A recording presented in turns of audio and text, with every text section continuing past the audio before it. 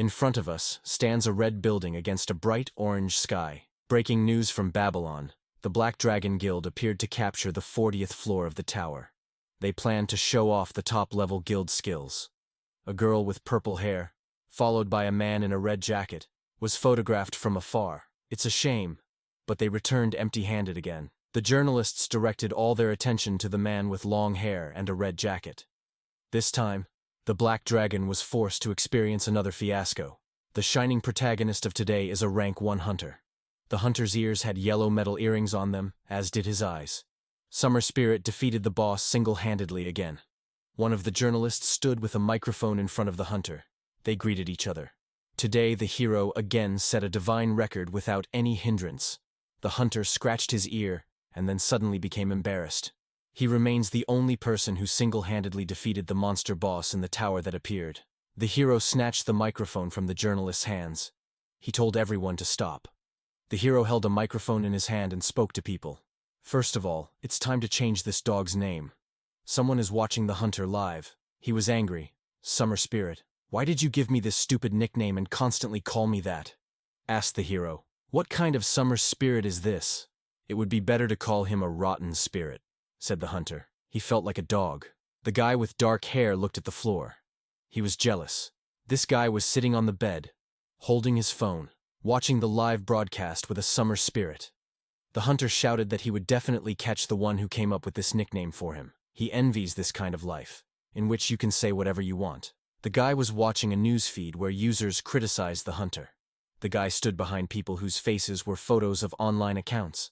They were discussing the summer spirit who can't hold his tongue, even though the whole world is watching. But this is a legendary level hunter, so I don't care. A guy with dark hair wants to become the same. They were still standing and discussing all this, and the guy with dark hair stood with his head down. The man with the head of a cat did not understand what kind of fan the summer one was in front of him. It would be to protect. In response, he received that a person who has a photograph of a girl instead of a face is only stating facts. He suggested finding at least one person who doesn't know about summer. All television studios are chasing him. The guy who stood behind wants to become the same as the summer spirit. A man with a photograph of the city at night intervened in their discussion. He did not understand how the saint managed to contact such a person. How can a hunter be tolerated? One of them was shocked, and the other confirmed. His friend the hunter said that he saw them hanging out together. The guy with dark hair kept repeating that he wanted to become just like the summer spirit. A girl with a photograph of a flower on her face approached the man with the face of a girl. She said it couldn't be. They are friends with the saint, and she says that is not true. The guy repeated again that he wanted to become just like the summer spirit. He started typing that he wanted to become just like the summer spirit. The guy sat on the floor, staring at the phone and thinking only that he wanted to become the same as the summer spirit. He repeated this and repeated it. Okay, Mr. Summer Spirit, someone said. If only a few words would make everyone interested, the guy thought. They said that the spirit was also very rich. This guy is also jealous, the hunter shouted menacingly into the microphone. He couldn't stand this nickname and said to be called by his first name. A first-rank hunter stood on the corpses of monsters and held a weapon in his hand. If this world were a novel, someone like that would probably be the main character. The guy with dark hair was thinking that he was only fit to be an auxiliary. He wouldn't even make it to the secondary level. Suddenly, the guy stared somewhere. He heard the journalist ask the summer spirit to say a few words for the audience. A bespectacled man who stood in front of other journalists said that in their world, there are dreamers whose spirit inspires them to achieve achievements in the hunting industry. We see many newspapers that talk about the hunter. Mr. Yusuha demonstrated true skill as soon as he entered the tower at the beginning of his 20s. It didn't even take him a month to defeat the monster boss that no one could defeat for 10 years. There are many legends surrounding his personality. Yusuha grabbed his neck. He was asked to share the secret of success with dreamers. Just a few words. The guy with dark hair took the laptop in his hand in shock and listened carefully. The hunter agreed, but explained that he would only say a few words, so he asked to. The journalist held a microphone in front of the hunter's face. Yusuha said that if a person is destined to succeed, then so be it, no matter what. There were beads of sweat on the guy's face. However, even if you achieve success, do not put a spoke in my wheels, Yusuha said. He smiled and said that whoever does this will die. The hunter turned around pathetically, and the journalists looked at him with their mouths open. The hero sat on his knees and looked at the ether. He pondered the words of the summer spirit. But his thoughts were confused by the presenter, who said that they were wrapping up breaking news. The guy abruptly closed the laptop. To the citizens who watched, I didn't have time to listen to the guy. He sat on the bed, looking at the laptop that lay on his feet. Tears flowed from the guy's eyes because he was offended. He was kneeling in front of the wall on which newspapers hung. The guy thought that since the summer spirit was so cool, it could neglect people. Of course, it was not the guys who were neglected, but the reporter. But still. The young man pressed his hands against the wall. There were soda bottles and cans on the floor in the room. And when he walked, others pointed their fingers at him. If he also had such talent, he would not have to huddle in this one-room shack, and he certainly wouldn't be bothered by useless TRF hunters. The guy tore all the newspapers off the wall. He wants to become the same. He was sobbing, and the veins were even visible on his neck. He was very jealous, and also wants to become successful thanks to his talent. The guy was on his knees, leaning against the wall, and the rays of the sun were visible in the window. Or at least, how nice it would be if the skills that the summer spirit possesses were his. Rays of light fall on the wall in the guy's back. He raised his head with tears in his eyes. Some kind of golden card shone brightly before the hero's eyes. He recalled seeing this scene thousands of times, but only in videos. A golden card floated in the air, in the middle of which there was an unusual symbolism. It was a skill card. The hero stood and looked at this map, and a notification appeared above it. It said that the guy had ugly envy, a similar case of which is difficult to find. The guy looked at the next notice in surprise. The tower was shocked by his envy and bestowed the skill. The hero remembered a bunch of different videos with such moments, but he had never seen such a skill being obtained in a video. The guy started to get up from the floor. He's in no position to watch his words right now. There was smoke of light coming from the card, and the guy was reaching for it. He had been looking forward to this moment ever since he got here, and a golden card to boot. The guy held a gold card in his hand. This is a skill above S level. We see a blue notification about the creation of a skill card. A moment later, we are shown a yellow notification describing the guy's skill. The name of the skill is, I want to become like you. His rank is S+. It is automatically triggered upon death at the hands of an enemy, and copies one of the skills of the enemy who killed the owner of this skill. The skill is copied randomly. The main character looked at it all with tears in his eyes. He read that he was copying one of the skills of the enemy who killed him. There were yellow particles near the guy's hands, and tears were dripping from his face.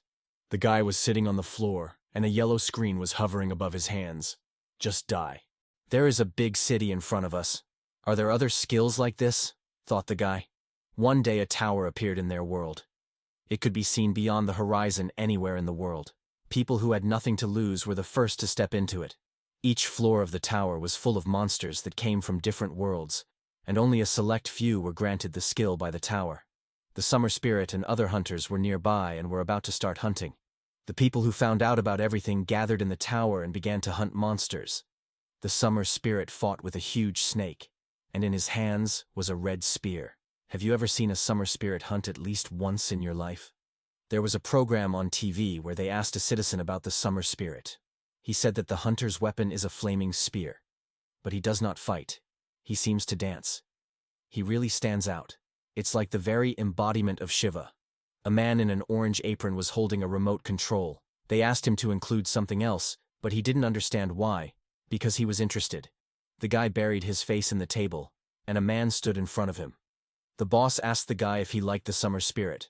The guy replied that that was not the point. At that time, they said on TV that he was ranked first and fully corresponded to it. The citizen who is being interviewed has peace of mind because there is not an ounce of destructive deceit in his spirit. At a time like this, they need heroes like these. The guy was lying on the table, resting his cheek on it. He only thought that such a life could exist. But in the meantime, his life was hopelessly bad. The boss raised his hand because he saw drunk people on the street. The guy recalled how he received his skill and saw the inscription, "Just die."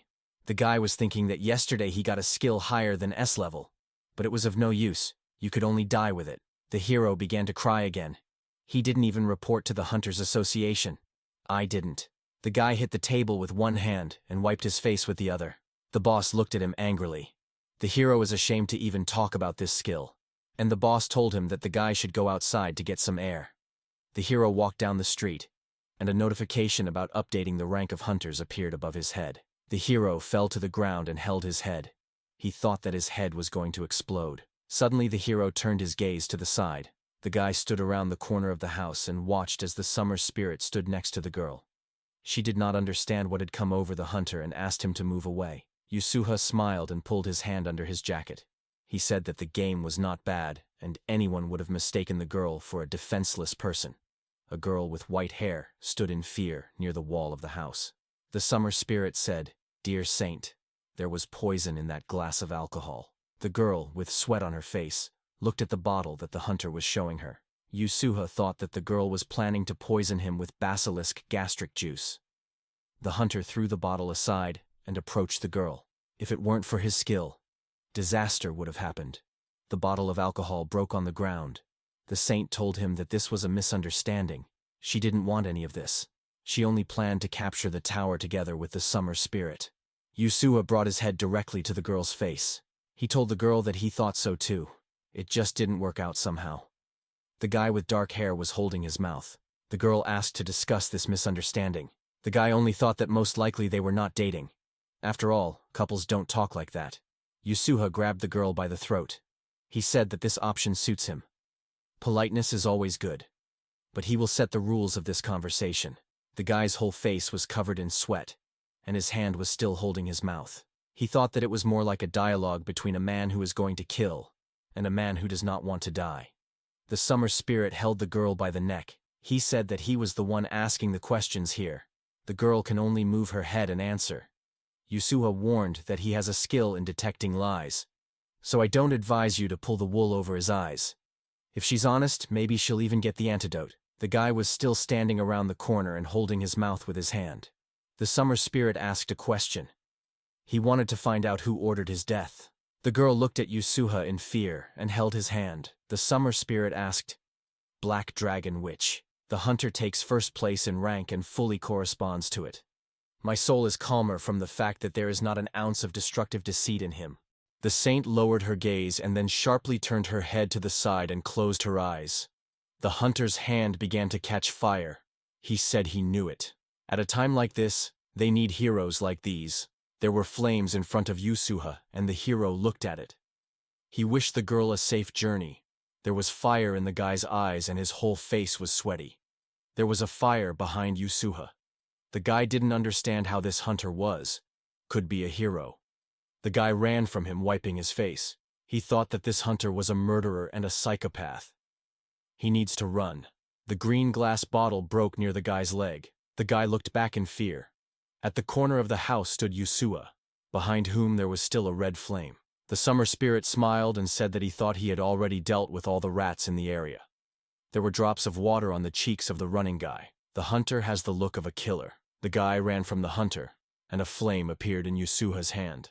The guy thought that the girl was not the first. How many people had the hunter already killed? Tens, hundreds of people. The guy was very scared and was still running away from Yusuha. Suddenly the guy fell to the ground. He looked at his leg. Most likely he twisted it. A hunter was approaching the guy. The hero was sitting on the ground, resting his hands on it, and Yusuha stood next to him. The guy asked the hunter for mercy. The summer spirit asked him where the guy was in such a hurry. The hunter looked at the hero, who was sobbing. He asked the guy if he saw it.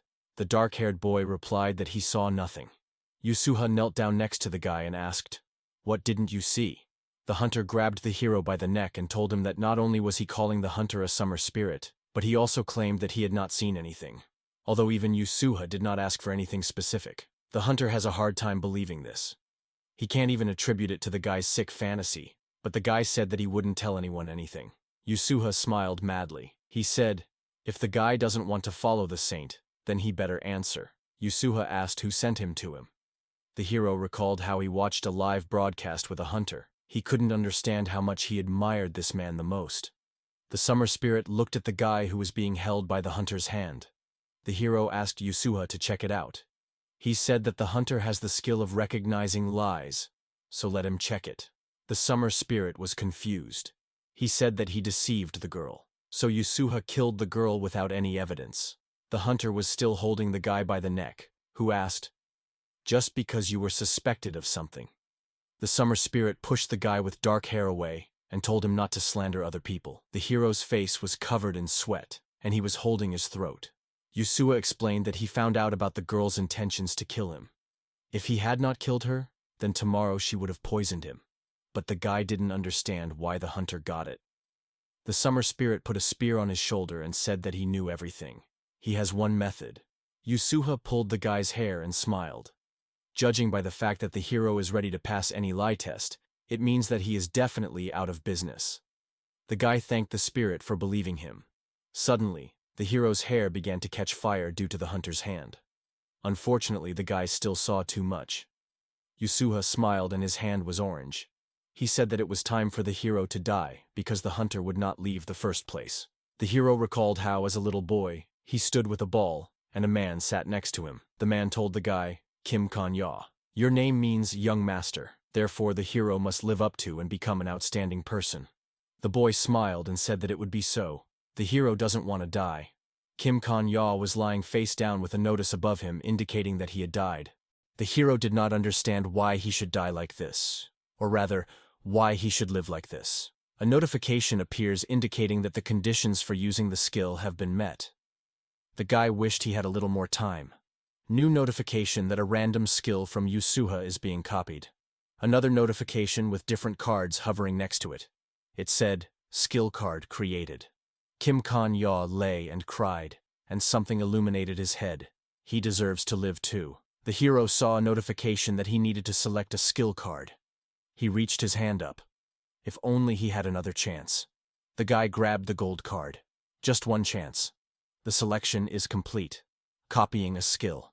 Kim Kan-ya lay with his eyes open. Breaking news from Babylon. There was a laptop on the table on which the live broadcast was taking place. The Black Dragon Guild appeared to capture the 40th floor of the tower. They planned to show off the top-level guild skills. Kim Kan-ya was lying on the bed, and the kitchen was very dirty. It's a shame, but they returned empty-handed again. The guy suddenly jumped out of bed. Beads of sweat appeared on his face.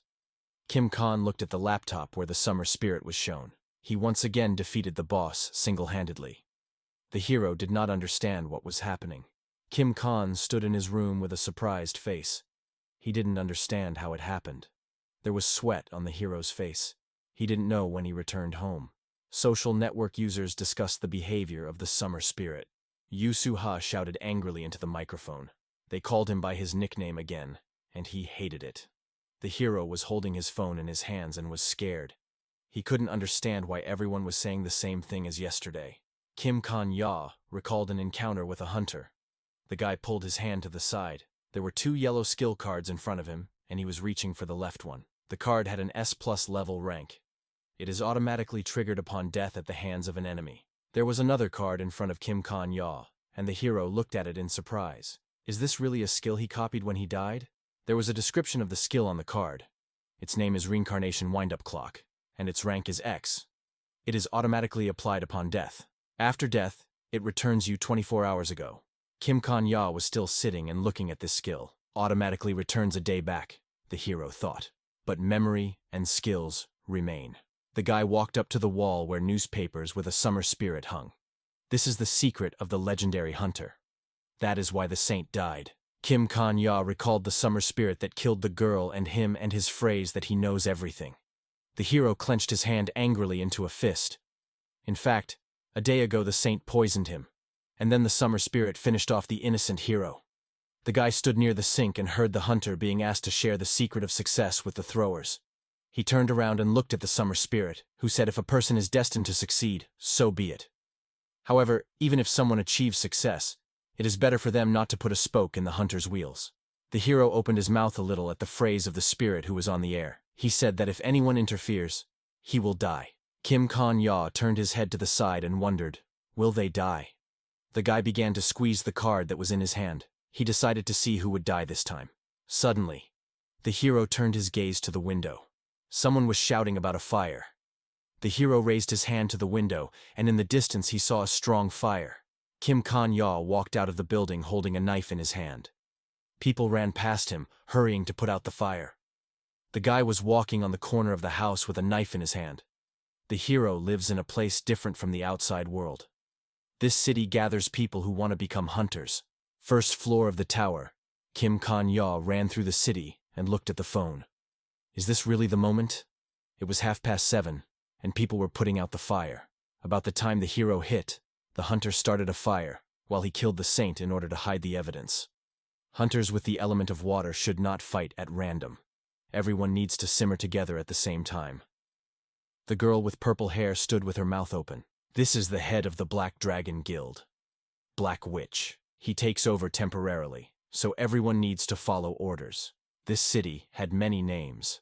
A girl with green hair stood in fear on the street. Healer. Head of the Guild of Healers and Pharmacists. Some call it Babylon, while others simply call it the City of the First Floor. The captain of the city vigilantes also helped in extinguishing the fire. Holy Night.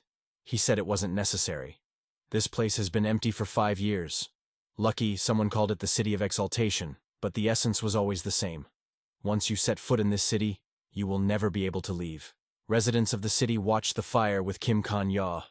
All local residents have long been accustomed to emergency situations. The hero looked to the side. He heard people discussing that the saint had not yet come. She's not the type to be late for something like this. A girl with green hair stood next to a knight who was holding a fire extinguisher. He said that the saint was talking about her business, maybe a date. Lately, he and the summer spirit have become very close. The healer crossed her arms and turned her head to the side. She doesn't like this Yusuha. He just makes her feel sick. Behind the people stood the summer spirit. He held his head and asked to lit the fire without his permission. Kim Kan-ya looked angrily towards the hunter. The summer spirit walked past the knight, and everyone took pictures of him. He thought that everyone was waiting for him. Yusuha smiled and clenched his hand into a fist. They told him that a fire had broken out in the old slums and asked if he could help. The summer spirit asked what he would get in return. Veins were visible on Kim Kan-ya's hand due to the fact that he was holding the knife in his hand. This hunter is looking for profit in a fire that he himself started. The guy walked out of the crowd of people who were holding their phones. The summer spirit was offered public approval, but he replied that he was not interested. To be honest, I don't care about character either. This is a legendary level hunter, so it doesn't matter. Kim Kan-ya remembered someone's words. Yusuha walked away from the villagers and waved to them. He wished them to find other volunteers. The hunter walked and smiled, and the hero looked at him angrily. No one knows. Everyone considers him a hero with a bad character. From the summer spirit there was a shadow of the event on Earth as he strangled the hero. Only Kim Kan-ya knows the true face of this maniac. The guy's eyes became very small. He decided that he must kill the hunter. The guy walked out of the crowd of residents, and everyone looked at him. They couldn't figure out where he was going. The boy in the blue cap tried to stop the hero, but Kim Kan pushed him away. They shouted to the hero that it was dangerous there. For the sake of humanity, for the honor of the hunters, the hunter is only human. The hero walked confidently in his white sneakers with green accents, a man hastily rushing into battle with monsters. The hunter turned his gaze back. They shouted to the hero to wake up. Kim Kan-ya ran with a knife in his hands towards Yusuha. The guy stretched his hand forward and thought that this monster needed to be destroyed. Kim Kan-ya ran into the flames, and all the people looked at him in surprise and shouted that there was a fire there. The hero was not visible in the fire, but he could be heard screaming. He felt incredibly hot. The residents of the city were greatly frightened because of this act. Kim Kan-ya was in pain. He stood in the flames and grabbed his head. Yusuha looked at all this, but the hero understood that he could kill the hunter only this way. A death notification has appeared. Afterwards, we see a notification that the hero has returned 24 hours ago. The hero was lying on the pillow. Breaking news from Babylon. Kim Kan-ya sat on the bed and looked at the floor. He heard that the Black Dragon Guild had appeared to take over the 40th floor of the tower. A notification appeared in front of the hero stating that the hero's rank at the moment is F. The automaticity of the skill is well developed. Now we see another notification that said that the penalty due to the skill was not given. Kim Kan-ya thought so. Level F doesn't even have penalties. The hero cannot now kill the hunter on his own. And even if the guy is lucky, the summer spirit will simply return in time. He also has this skill. The hero sat and turned his head back. Therefore, he, a low-ranking hunter, has only one choice. There was a photograph of Yusuha on the wall. The hunter sat in front of a girl in a red suit. He was asked at what age he awakened his first skill. The summer spirit replied that in the summer, when he was 21 years old. So 11 years have already passed. The girl noticed that, judging by how detailed he remembers it, he has an excellent memory. Yusuha took a sip of his drink. This was not entirely true. It was just his birthday that day. Kim Kan-ya looked at his hand. He calculated that 4,050 days had passed since June 7th, which was 11 years ago. The hero stretched out his hands in front of him. He hit himself sharply in the chest. The guy decided to return to the moment before the awakening of the hunter skill. The guy was fined. The hero lay sweating on the pillow. He went back 24 hours. Kim Kan-ya clenched his fist. He has 4,049 days left. The hero again stretched out his hands in front of him, and he was fined. The guy was sitting on the floor in a blue jacket and meditating. He was fined again. Kim Kan-ya coughed up blood. A notification appeared saying that he had gone back 24 hours. The hero was already lying in a white jacket on the floor. He was not given a skill penalty. Again, a notification that the hero has been fined. The guy took his heart. He held a knife in his hands and thought that there were 2,020 days left. He was fined again. There were newspapers with the face of the summer spirit hanging on the wall. 543 days left. Kim Kan-ya smiled. He has his last day left. The hero pierced his chest. Kim Kan-ya lies on the floor on a white sheet in a star pose. He is wearing a black sweater and black trousers, and in his left hand is a knife with a green handle. Kim Kan-ya looks at the ceiling and looks lost. He listens to the ticking of the clock. The hero hears some sound and suddenly stands up. Now he sits on the floor, leaning on his hands, and his gaze is directed in the direction where the sound came from. Kim Kan-ya sits on a white sheet and looks at the wall.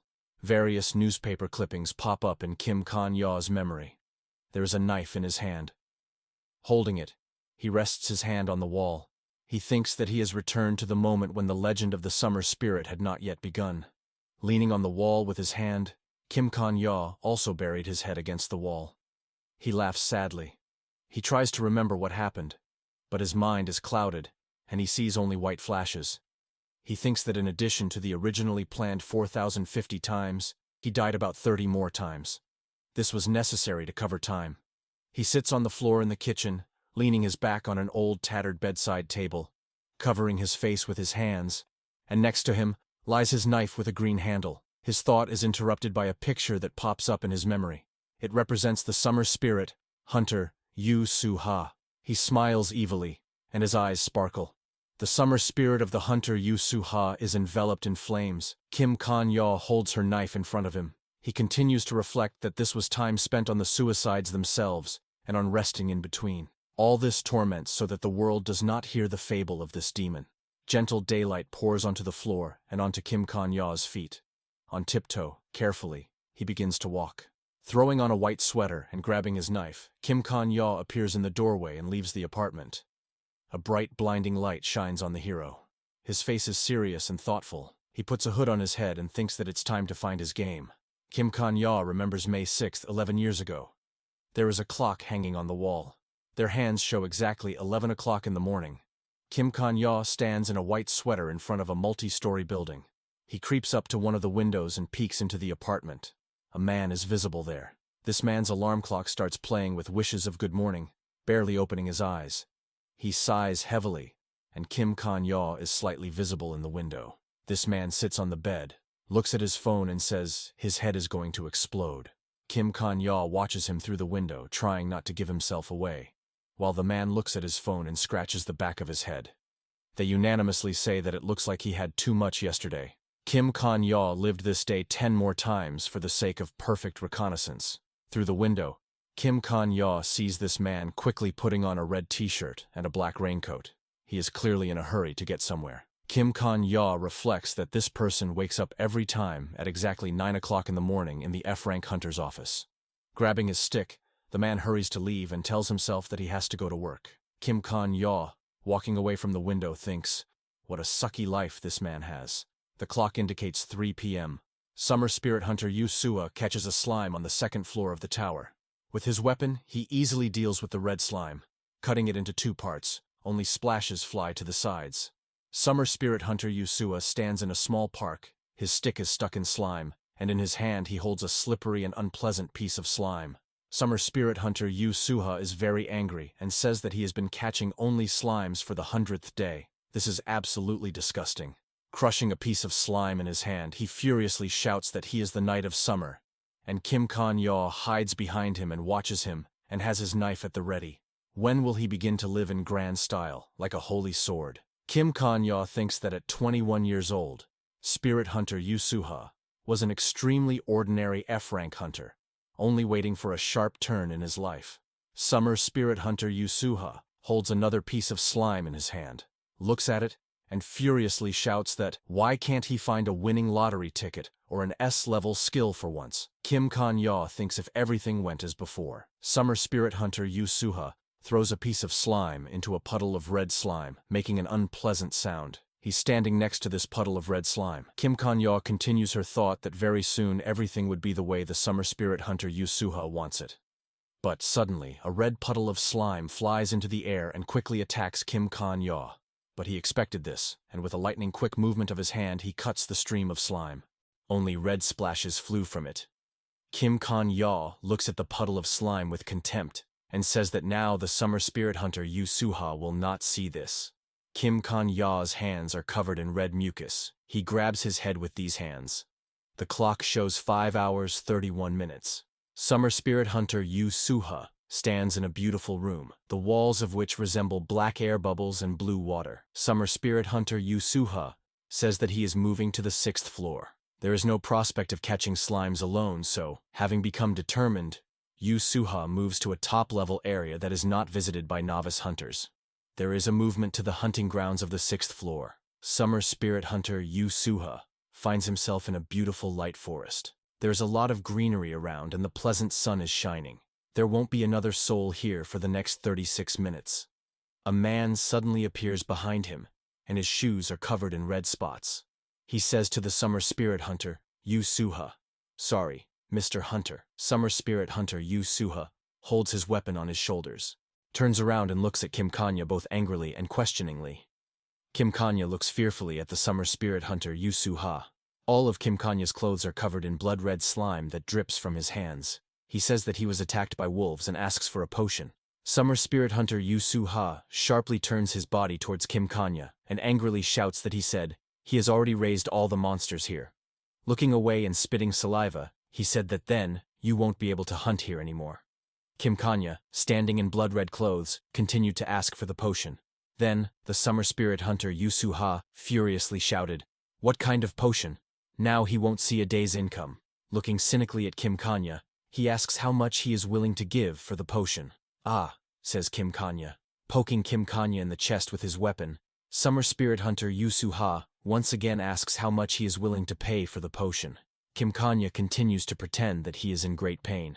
Holding a red bottle in his hand, summer spirit hunter Yusua says that his hunt was unsuccessful, and he must give away this expensive potion just like that. So also, for the dude whom he sees for the first time, he says nothing is done for free. Holding a bottle of potion right in front of Kim Kan-yaw, summer spirit hunter Yusua says that at the alchemy market, this potion sells for 20 gold. Kim Kan-yaw interrupts him and quickly says that he is ready to give 20 gold for it. So hurry up. Kim Kan-yaw was about to grab the potion, but the summer spirit hunter Yusua quickly withdrew his hand with the potion and stopped Kim Kan-yaw with his other hand. Summer spirit hunter Yusua says that Kim Kan-yaw doesn't seem to understand. Yusua places her weapon on Kim Kan-yaw's chest and pushes him away. Kim Kan-yaw is very scared. Summer spirit hunter Yusua says that Kim Kan-yaw is about to die, but offers only 20 gold. He asks how much his life is worth. Stuttering, Kim Kan-yaw says that then he is ready to give 40 gold. Leaning over Kim Kan-yaw, the summer spirit hunter Yusua smiles sarcastically and tells him not to take his words into his head. He grabs Kim Kan-yaw by the scruff of the neck and screams in his face to just give him everything he has. Kim Kan-yaw thinks that he knew this would happen. Summer spirit hunter Yusua stands opposite Kim Kan-yaw and looks at him angrily. He says that Kim Kan-yaw has a problem with his hands, so he won't be able to give him anything. Let him not worry. Then the summer spirit hunter Yusua will take the money himself. Kim Kan-yaw thinks that he knew that the summer spirit hunter Yusua was like this. Summer spirit hunter Yusu-ha pushes Kim Kanya away and snatches his blue wallet. Kim Kanya flies to the ground. Summer spirit hunter Yusu-ha says, "Let's see." With an arrogant face, he pours gold coins out of his wallet and counts them. 1, 2, 3. He says, upset, only about 60 gold. He asks why Kim Kanya is so poor. He asks him to carry more money with him. Summer spirit hunter Yusu-ha holds Kim Kanya by the hair. On his knees with horror, Kim Kanya says that this is all his money. Summer spirit hunter Yusu-ha looks at him with contempt and tells Kim Kanya not to be afraid. He will put this money to good use. Kim Kanya remembers a moment from her past life. Summer spirit hunter Yusu-ha smiles sweetly, but dying sparks of flame fly behind him. That is life. Having taken all the money, the summer spirit hunter Yusu-ha releases Kim Kanya. Kim Kanya extends her hand to him and tells him to give him the potion. Then the summer spirit hunter Yusu-ha grabs his weapon and raises his hand in the air. A black ominous aura emanates from him. Summer spirit hunter Yusu-ha shouts what he was thinking. If he saves him, then Kim Kanya can take revenge on him later. Kim Kanya looks at Yusu-ha pleadingly. He is on his knees and reaches out his hand to Yusu-ha. Summer spirit hunter Yusu-ha says that every person wants to live in peace and quiet, and Kim Kanya took a good look at him. Peace, Kim Kanya asks herself. Summer spirit hunter Yusu-ha swings to Kim Kanya, looks at him with a mad look and shouts, "Why doesn't he die here and now?" Okay, Kim Kanya thinks. Summer spirit hunter Yusu-ha is about to deal a fatal blow to Kim Kanya. Kim Kanya is on her knee. A blue glow can be seen from underneath it. Kim Kanya suddenly jumps out of her seat towards the summer spirit of the hunter Yusu-ha. With his knee, he delivers a powerful blow to the groin of the summer spirit hunter Yusu-ha. Kim Kanya is full of determination and rage towards the summer spirit of the hunter Yusu-ha. Kim Kanya thinks that he will provide him with peace and quiet. Summer spirit hunter Yusu-ha grabs his groin with one hand. His legs give way. He can barely stand on the ground from pain. Summer spirit hunter Yusu-ha says, "Damn." Looking at the summer spirit hunter Yusu-hu with a determined look, Kim Kanya deftly takes out his sword from his bosom. Kim Kanya lunges towards Yusu-ha and hits him hard. Summer spirit Yusu-ha's pupils shrink from the sharp pain and her eyes open wide. Blood splatters around him. Kim Kanya stands over the body of the summer spirit Yusu-ha. In his hand is a knife with a green handle. He's covered in blood. Kim Kanya laughs, crying that 1 in 1,000 that a threat to his life will awaken him. Kim Kanya rushes towards the summer spirit Yusu-ha to finish him off. He swings his weapon and shouts that he will definitely send him to the next world. Kim Kanya plunges her knife straight into Yusu-ha's head. There is a pool of blood in front of Kim Kanye's feet. He sighs and says to Yusu-ha that he understands. Kim Kanye stands over Yusu-ha's dead body and says that before killing him, Yusu-ha did something strange.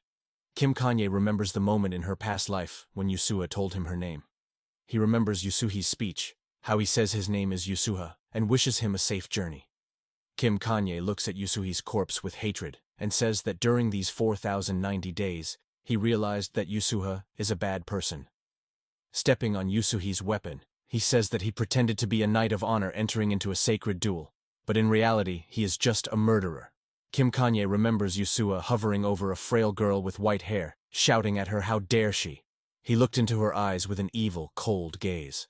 Next, he vaguely remembers Yusu-ha walking away and laughing evilly. Kim Kanye stands over the corpse and shouts that Yusu-ha is killing innocent people and pretending to be very noble in the process. His words are full of pain and suffering.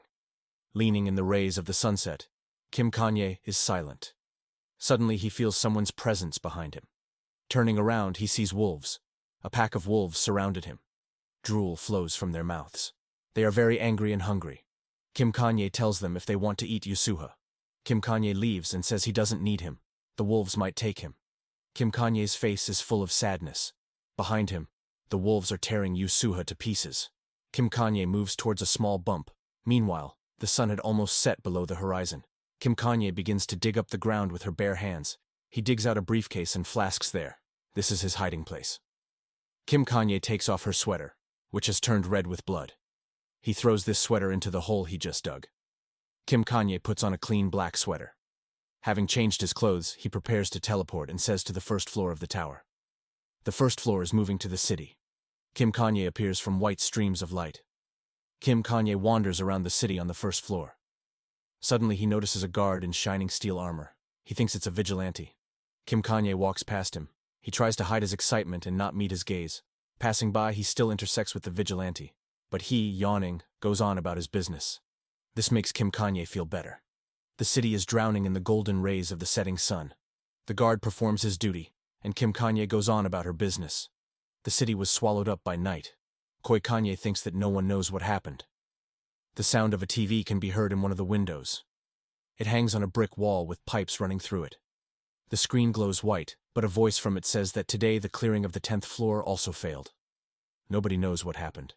Although Kim Kanye ranks first, he did not participate in the cleanup. Kim Kanye already has an empty mug of beer in her hand. With a loud thud, he places it on the table. Meanwhile, Holy Sword is beginning to be criticized more and more loudly. The terrible legend of summer spirit Yusua has completely disappeared from this world. Kim Kanye is already drunk, but he is in 7th heaven. He shouts, "Boss, more!" Another glass of draft beer. Kim Kanye sits at the bar. There are already 3 empty beer mugs in front of him. The waiter gives him another glass of beer. He says that Kim Kanye drinks a lot today. Looks like the hunt went well today. Kim Kanye says yes, just great, very good. It is said on TV that people ranked 2nd to 7th and ranked teamed up and challenged the 10th floor together. And now some people already believe that ranks are completely unnecessary. Kim Kanye beams with happiness. He holds a mug of fresh, cold beer in his hand and rejoices. Taking sip after sip, he makes a special gesture with his hand and says to open the hunter's skill window. A golden window opens with information about Kim Kanye. His name, rank, and skills. Kim Kanye looks at his skills and says, "Wow, he doesn't even need snacks because just looking at those skills satisfies him." He points to his skills window. Looking at his skills, he starts scratching his chin and says that he has no fighting skills. He believes that this is where human insatiability lies. Closing the skills panel with a backhand, he tells himself that if he wants more, he will become a thief. Just imagine what you can achieve with the skills you already have. He begins to dream about how he buys lottery tickets and wins a huge suitcase of gold. He says that he can win a lottery held in the Merchants Association Guild. He thinks that he can sell for money plans for passing future high floors that no one has explored yet. Ah, he thinks, his life has blossomed no less. Having become completely intoxicated, he says out loud what he would do in the future. As he said these words, the door to the bar opened. At the entrance stood a serious man in a decent suit, a hat, and a beautiful brutal beard. He says, "Milk." Looking from under his hat with a cold gaze at the bartender, he says to add vodka and a little sugar to the warm milk. "If there is honey, it is better to use it instead of sugar," he clarifies. He begins to walk towards the bar, making almost no sound of footsteps with his red sneakers. Kim Kanye drinks a beer, apologizes and says that he is not a bartender. He thinks to himself what an impressive grandfather. In response, the man says that he will pay enough. Kim Kanye is surprised, because behind him, he hears the speeches of visitors who are surprised and do not believe their eyes. "Hey, it looks like it's really him. Why is he here?" Enthusiastic speeches from the bar's visitors can be heard. Kim Kanye is even a little scared. The old man calmly sits down at the table. Some say that he is here at least to raise the morale of the hunters. Then Kim Kanye sees this man on TV. He says that as society becomes more and more in tune, everyone needs to come together. Kim Kanye heard nothing further. He only looked in surprise and fear in the direction of this grandfather. He had a gorgeous, brutal beard, ashen hair, and ice-blue eyes. They were such a cold color that his gaze froze his blood. He was very mysterious. Taking off his hat and pressing it to his chest, the old man waited for his order. "Where is the Holy Sword and what does it do?" We are shown a newspaper with a picture of a man in a hat. The real name of the Holy Sword is Marcus Cullenberry. In the future, he disappeared for a very long time, so after 11 years everyone forgot about him. But he was the only #1 tower until the summer spirit Yusua became famous. A man stood in the room and straightened his tie. During this period, he is the best of the best. Kim Kanye drank a yellow drink. He thought this old man also had an S-level skill. But, unlike the hero, he has normal useful attack skills. We see the hero's skill, rank S+. The hero looked forward and thought, his skill can copy the skill of any hunter who kills the hero. The hero sees the back of this man. You can even copy the skill of the current #1. Marcus Cullenberry and Kim Kanye sat on the chairs that stood on the clock. Plus, to all this, the hero won't die now. The guy was holding his phone in his hand and was thinking about taking a risk. The Holy Sword was sitting at the bar, and the hero was watching him. It was said that he was originally the scion of a respected and wealthy family from Northern Europe. Nobody knows exactly what skill he has, but some have heard that he doesn't regret anything, and he has a habit of talking to himself. Kim Kanye looked at the phone confusedly. He didn't understand how it was possible that there was no worthwhile information about the man at all. He's a real mystery. We see posters depicting the summer spirit. The hero thought that it would be much easier if this nobleman was half as much an attention seeker as the summer spirit. Marcus shouted something, and Kim Kanye flinched. The man told someone not to mumble so loudly. The hero, who had a drop of sweat on his cheek, looked at this man. He was talking to himself, which scared the guy. Marcus looked menacingly into the distance. He asked, "Do you think you understand me?" Kim Kanye turned his head and held the phone in his hand. At the very least, what he was saying to himself turned out to be true. Should all first places in rank be weirdos? Thought the hero. A notification arrived on the guy's phone and he was surprised. It contained topics that should never be touched upon in conversation with the Holy Sword. Marcus looked at the trio of bandits.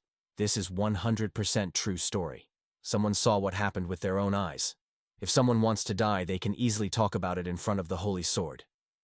The old man was told that these hunting grounds were used by bandits, so it was better to stick to the rules. A few days ago, in the 9th floor hunting grounds, several high-ranking people had a row with a holy sword. Marcus stood in front of the bandit and wiped his sword with a handkerchief. He replied that this was the first time he had heard about this rule. One of the bandits smiled and pointed his finger in the direction of his grandfather. He said that apparently it was time to change his hearing aid or that the rule did not reach Marcus because he was born with a silver spoon in his mouth. The old man looked ahead angrily. "It's all because of the bandit's phrase," he said. "Judging by the way you treated your family, your grandchildren have long been dead." Before the robber could finish speaking, the holy sword struck. Did he kill a man? The author of the post is from a large guild. He's just slandering out of nowhere, someone thought. The other two bandits looked at it all in fear. Believe it or not, decide for yourself. Someone thought that everyone should know about this, so he wrote. Kim Kanye looked attentively at the phone and read it all. The main thing he read was that under no circumstances should he tell the Holy Sword about his grandchildren. The profile avatar was a gray cat, something that should never be talked about, the hero thought. The old man held a glass of drink in his hand and shouted. He ordered to be silent because he would figure it out himself.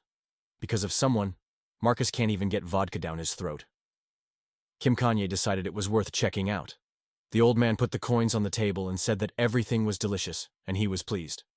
Marcus walked out of the building and put on his hat, and the owner stood with a tray and smiled. He said goodbye to the old man.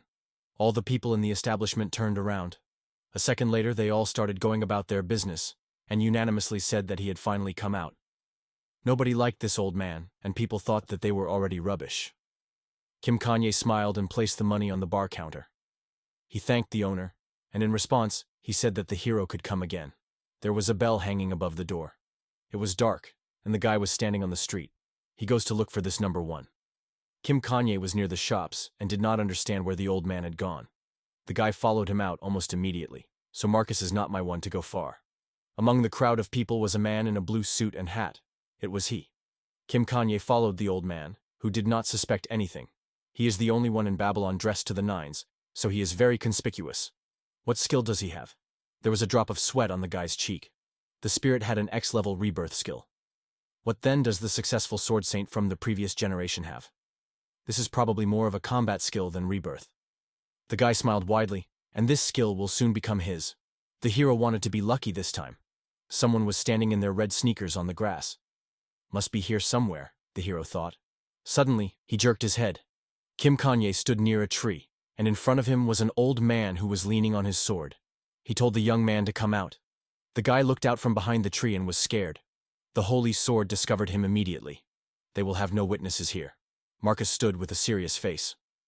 A ray of light fell on Kim Kanye, and the guy held onto a tree with his hand.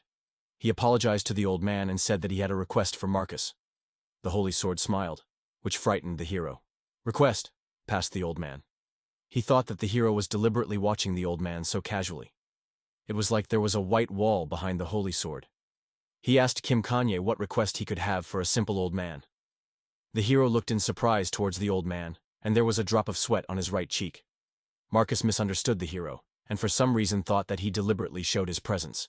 Kim Kanye stood with his hands clenched into a fist. He doesn't have any real weapons. Marcus holds the sword as if he would attack the guy right now. The hero just followed him for now. The guy's whole face was covered in sweat. He didn't understand why everything was going so well. The old man said that the guy has incredible acting, as befits an assassin on the front line. Kim Kanye turned his head, and his face turned blue. He didn't understand where the old man got all this from. He's only F-class. The hero put his hands on his belt and his mouth was wide open. He was glad that he wouldn't even have to mention his grandchildren in order to die. Kim Kanye apologized to the old man because he doesn't really understand. Marcus's face was outrageous. He was disgusted by what he thought was the hero's game. He said that Kim Kanye's eyes could not deceive him. Kim Kanye extended his hand in front of him. He asked the old man to listen to him because the guy was genuinely curious to know. The eyes of the Sword Saint were not visible due to the fact that they were in the shadows. Kim Kanye asked how he looked like a special class assassin. He's a completely ordinary guy. Marcus took out his sword and saw his reflection in it. He told the hero to shut up. He has different skills. Among them is a skill that allows you to find out how many kills your opponent has made. The hero remembered the picture of someone being chewed by red dogs. Whatever the motivation, murder is murder. He knew what kind of monster the one he killed would grow into, but for the inhabitants of this time, the guy's justification is baseless. Above Kim Kanye was a red number 1, and even higher than that was a skull. Most likely in the eyes of the Holy Sword, the number 1 hangs above the guy's head. The guy replied that he understood everything. The hero raised his hand to his chest and said that he had a good reason for this. This might sound like a cop-out to Marcus. The Sword Saint took off his hat with one hand and held a weapon in the other hand. The old man said he could swear to the heavens. It all disgusts him. Kim Kanye's face was surprised. Marcus waved his sword and said that such a demon, who had taken the lives of so many people, did not dare to touch the sacred. The old man's sword sparkled. He himself lived a far from sinless life, but he would never have committed such a massacre. Kim Kanye put his hands in front of him and said that he had killed only one person in his entire life. Marcus brought the sword to the hero's face, who fell to the ground. He was sure that the guy was lying without a drop of shame or regret. The number of unfortunate people killed by the hero was 4,091. Marcus clearly sees the number 4,091 above the guy's head. Kim Kanye had a picture in his memory when he was holding a dagger in his hand, killing Yusuha one time, and the number of times the guy killed himself to go back in time is 4,090. The guy stood in front of Marcus, whose hat was flying to the ground. He asked the hero, "Did the Black Dragon Witch send you?" Now in the eyes of this old man, the hero is a rare maniac who brutally killed 4,091 people. Kim Kanye turned around and began to run away.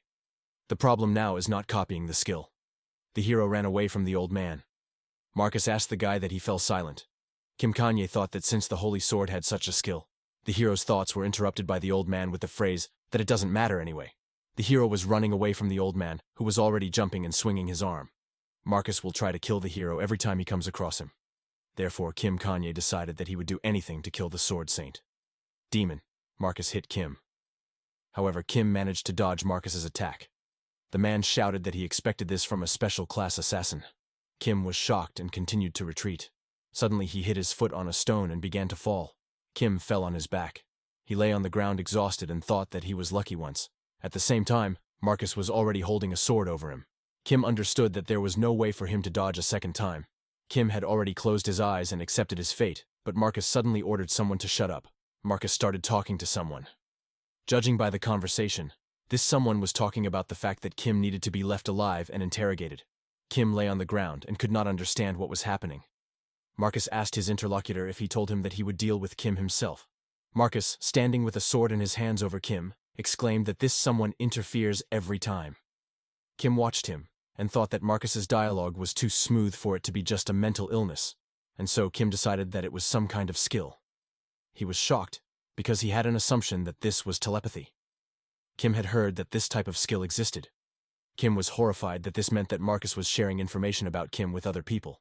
He was stunned, because he realized that Marcus most likely told them that there was a murderer who had killed 4,091 people. In this case, the Hunters Department will put Kim on the wanted list. He will be targeted by high-level ones, including huge guilds. He decided that it would all end with him being executed on the square of the first floor of the tower. The hero was horrified and thought that this could not be allowed. He decided that he needed to die now and go back 24 hours. He called Marcus an old man. Marcus, meanwhile, said that he had already decided everything and that he could not be influenced by appeasing him. Suddenly, Kim asked if Marcus would convey Kim's greetings to his grandchildren. This shocked Marcus. Kim asked if Marcus was indeed from the noble family of Northern Aprova. The hero spoke about this because the higher the position of the family, the more it attracts bandits. Kim added that there has been a lot of chaotic news going around lately. He said with a mad look that since they are the blood and flesh of the Holy Sword, Then Marcus's grandchildren are definitely wonderful. Marcus immediately swung his sword. Kim suddenly flew up. At the same time he wondered if the moon had always been upside down. However, a moment later he saw his body, which had no head, and understood everything. Kim looked at the moon, and thought that it was very beautiful. At the same time, he was stunned by the skill Marcus had achieved without Kim even having time to notice. While his head was flying, Kim thought that he wanted to be the same. Kim's body began to fall to the ground, while Kim himself began to become jealous of Marcus. Marcus began to walk away, wiping off his sword. Kim reached out to him with his hand and thought that he wanted him to have such a blow, and so Kim died. The system panel said that the skill condition had been reached due to death. He was happy to finally achieve his goal. Kim was about to create a skill card. The hero happily thought that the skills of the first numbers from the two eras would belong to him. The system gave Kim a skill card to choose. He asked where the golden card was. Pressing the button, Kim wished that this time he would have the same luck as with the rotten spirit. However, after a moment, he was no longer so joyful. The hero looked at the skill cards in shock. Kim wondered why there was no gold card here. Kim didn't want to accept it and wondered if it was just a joke. Kim asked if Marcus Cullenberry, who according to legend was the best hunter before the summer spirit, had reached the top through his own efforts without a single S-class skill. Kim fell to his knees and quietly said in a trembling voice that this could not happen. Kim began to get angry and convince himself that there should definitely be a combat skill among the silver cards. Kim noticed 3 bad cards here. He also noticed 4 silver cards. He began to get up from his knees and decided that he did not need brown cards, and therefore the probability was 1 in 4. Kim knew that among the silvers there was an unusual skill that showed the number of kills. At the same time, he decided that he did not want it, but wanted a combat skill. Kim grabbed 1 card and hoped that he would be lucky. He only wanted the Holy Sword's fighting skill, and so the choice was completed. Therefore, the system announced that Kim would return 24 hours ago. Suddenly, Kim woke up on the bed. He immediately looked at his hand. He got out of bed and decided to open the Hunter Skills window, simultaneously asking if he managed to get a combat skill. He looked at the skill window and breathed a sigh of relief when he saw that he had achieved a plus-level skill. After all, it was not a kill count skill. But at the same time, he was upset that it was not a combat skill because he wanted some active skill, like a rare martial art or awakening. But then Kim thought that he had become too demanding, because in any case, this isn't a plus-level skill. Kim extended his hand and ordered the skill card to be revealed. He looked at the name of the skill again, but could not understand what the essence of this skill was just from the name alone. Suddenly, he was disturbed by a noise. The hero looked to the side in shock. Someone turned to Kim, calling him grandfather, and asked him about how many times the teacher told him that if he was not going to practice in the middle of the night, he should go quietly. This red-haired man suggested not to disturb each other. Kim was horrified. This man told Kim that he was always with him anyway, no matter where he moved. He asked if it was necessary to wake him up. Kim didn't understand what he was talking about, and before turning he apologized. Kim asked him who he was. The red-haired man was surprised, and turned around and asked if he could really be seen. Kim replied that he really saw the man. The man then asked if Kim could really hear him. The hero confirmed this, and asked whether it was really not clear from their conversation. The man sat down right in front of Kim, and said in surprise that this was strange, and this couldn't happen. Then the man stood up and asked Kim where they were, and why it was cramped, like a doghouse. Suddenly he surprised Kim with a question about Marcus's location. The hero asked if the red-haired man was talking about the holy sword Marcus Cullenberry. The man, looking out the window, confirmed this, and added that calling such an amateur a holy sword was too much. Then he added that if Kim is talking about the old gentleman, then the man is really talking about him. Kim was shocked, and wondered if the holy sword was really an amateur. The red-haired man looked out the window and exclaimed that he could not see anything further than his palm. Kim read the description of the skill and realized that this man came from another world, which means that he is a ghost. Kim turned to him and asked if by chance this man was the spirit of the rear of the holy sword. The red-haired man turned around and confirmed it. Kim apologized to him and said with horror that he seemed to have copied him. The red-haired man was stunned and immediately began to scream. He asked in fear whether Kim could not return him to his grandfather. The man started shouting that since Kim copied him with his skill, then he should be able to cancel. He didn't want to accept that this skill couldn't be undone. Kim held his head and screamed in horror that he did not dispose of this as he wished. The man climbed onto the ceiling and, sitting on it, began to shout that Marcus's teacher was kidnapped by such an incompetent. The hero was horrified and asked if the man could stop crying upside down because Kim's heart was about to jump out. The man said that this was a disaster, and Marcus was to blame for this because he should not have neglected his dear teacher. He started talking about how many times he told Marcus that teachers should be appreciated in case something like this happened. The hero was still scared and asked to live quietly and peacefully. However, the man exclaimed that he had been dead for a long time. Then Kim calmly said that this man should die quietly and peacefully. The man began to shout at him and say that Kim was cursing the dishonest ghost and again driving him to the next world. Kim was surprised. He thought that this man talks too much and makes a lot of noise. The hero began to understand why Marcus was constantly irritably shutting someone up. Kim covered his face with his hand and said that he was in a position where he had to hide from the holy sword all his life, and out of all his skills, he had this one. The man was surprised that Kim needed to hide from Marcus because, according to him, there is no kinder hunter in the world than this nobleman. However, raising his finger, the man added that this is so only if the conversation does not come about grandchildren. Kim tensely covered his face with his hands and said that he already understood this perfectly well. Suddenly, Kim started talking about how among the skills of the holy sword, there is a skill that shows the number of kills. The man asked if Kim was talking about detective acumen, and then added that it was a useless skill that only told him whether the opponent had killed or not. The hero pointed his finger at himself and said the number 4091. He surprised the man by saying that the number of murders hanging over his head was 4091. The man got angry and asked if Kim was crazy because he was a newbie. The red-haired man said that Kim is the newest of the newbies, and apparently, she doesn't even sense the aura. He asked Kim how a shot like this could kill 4091 people. Kim replied that he didn't kill that much. In fact, he only killed one person who would become a villain in the future. According to Kim, 4090 is the number of times he killed himself. Kim revealed that he was reincarnated to kill a man from the future 11 years later. He also said that he has an ability that copies one of the skills of the opponent who killed him. The moment he killed Kim, Kim copied his rebirth skill. So even if Kim dies, he only goes back a day. The red-haired man was stunned as he listened to Kim talk about how his body had become immortal. Kim said that he wanted to take revenge on him, but he was number one in the rank of their world. Besides, as long as he had the rebirth skill, Kim could not kill him. Therefore, Kim went to a time when his opponent had not yet acquired this skill. The man asked if Kim had gone back in time to take revenge on one person. While Kim sat with his head bowed, the man asked in surprise that Kim had really gone back, having committed suicide so many times to go back 11 years. They sat opposite each other, an awkward silence between them. The red-haired man approached and asked the hero what his name was. The man pointed his finger at Kim and asked him why he chose this grandfather. The red-haired man really couldn't understand why Kim decided to copy Marcus's skill in the first place. The hero immediately replied that Marcus is the number one hunter of this generation. Besides, it is better to immediately collect the skills of strong people, so Kim himself will become stronger much faster. The man closed one eye and said suspiciously that Kim answered his question so honestly. He asked if it was because the skill card said that no one except Kim would notice this man, so no one else would know about it. Kim put his hand on his neck and said that of course it was.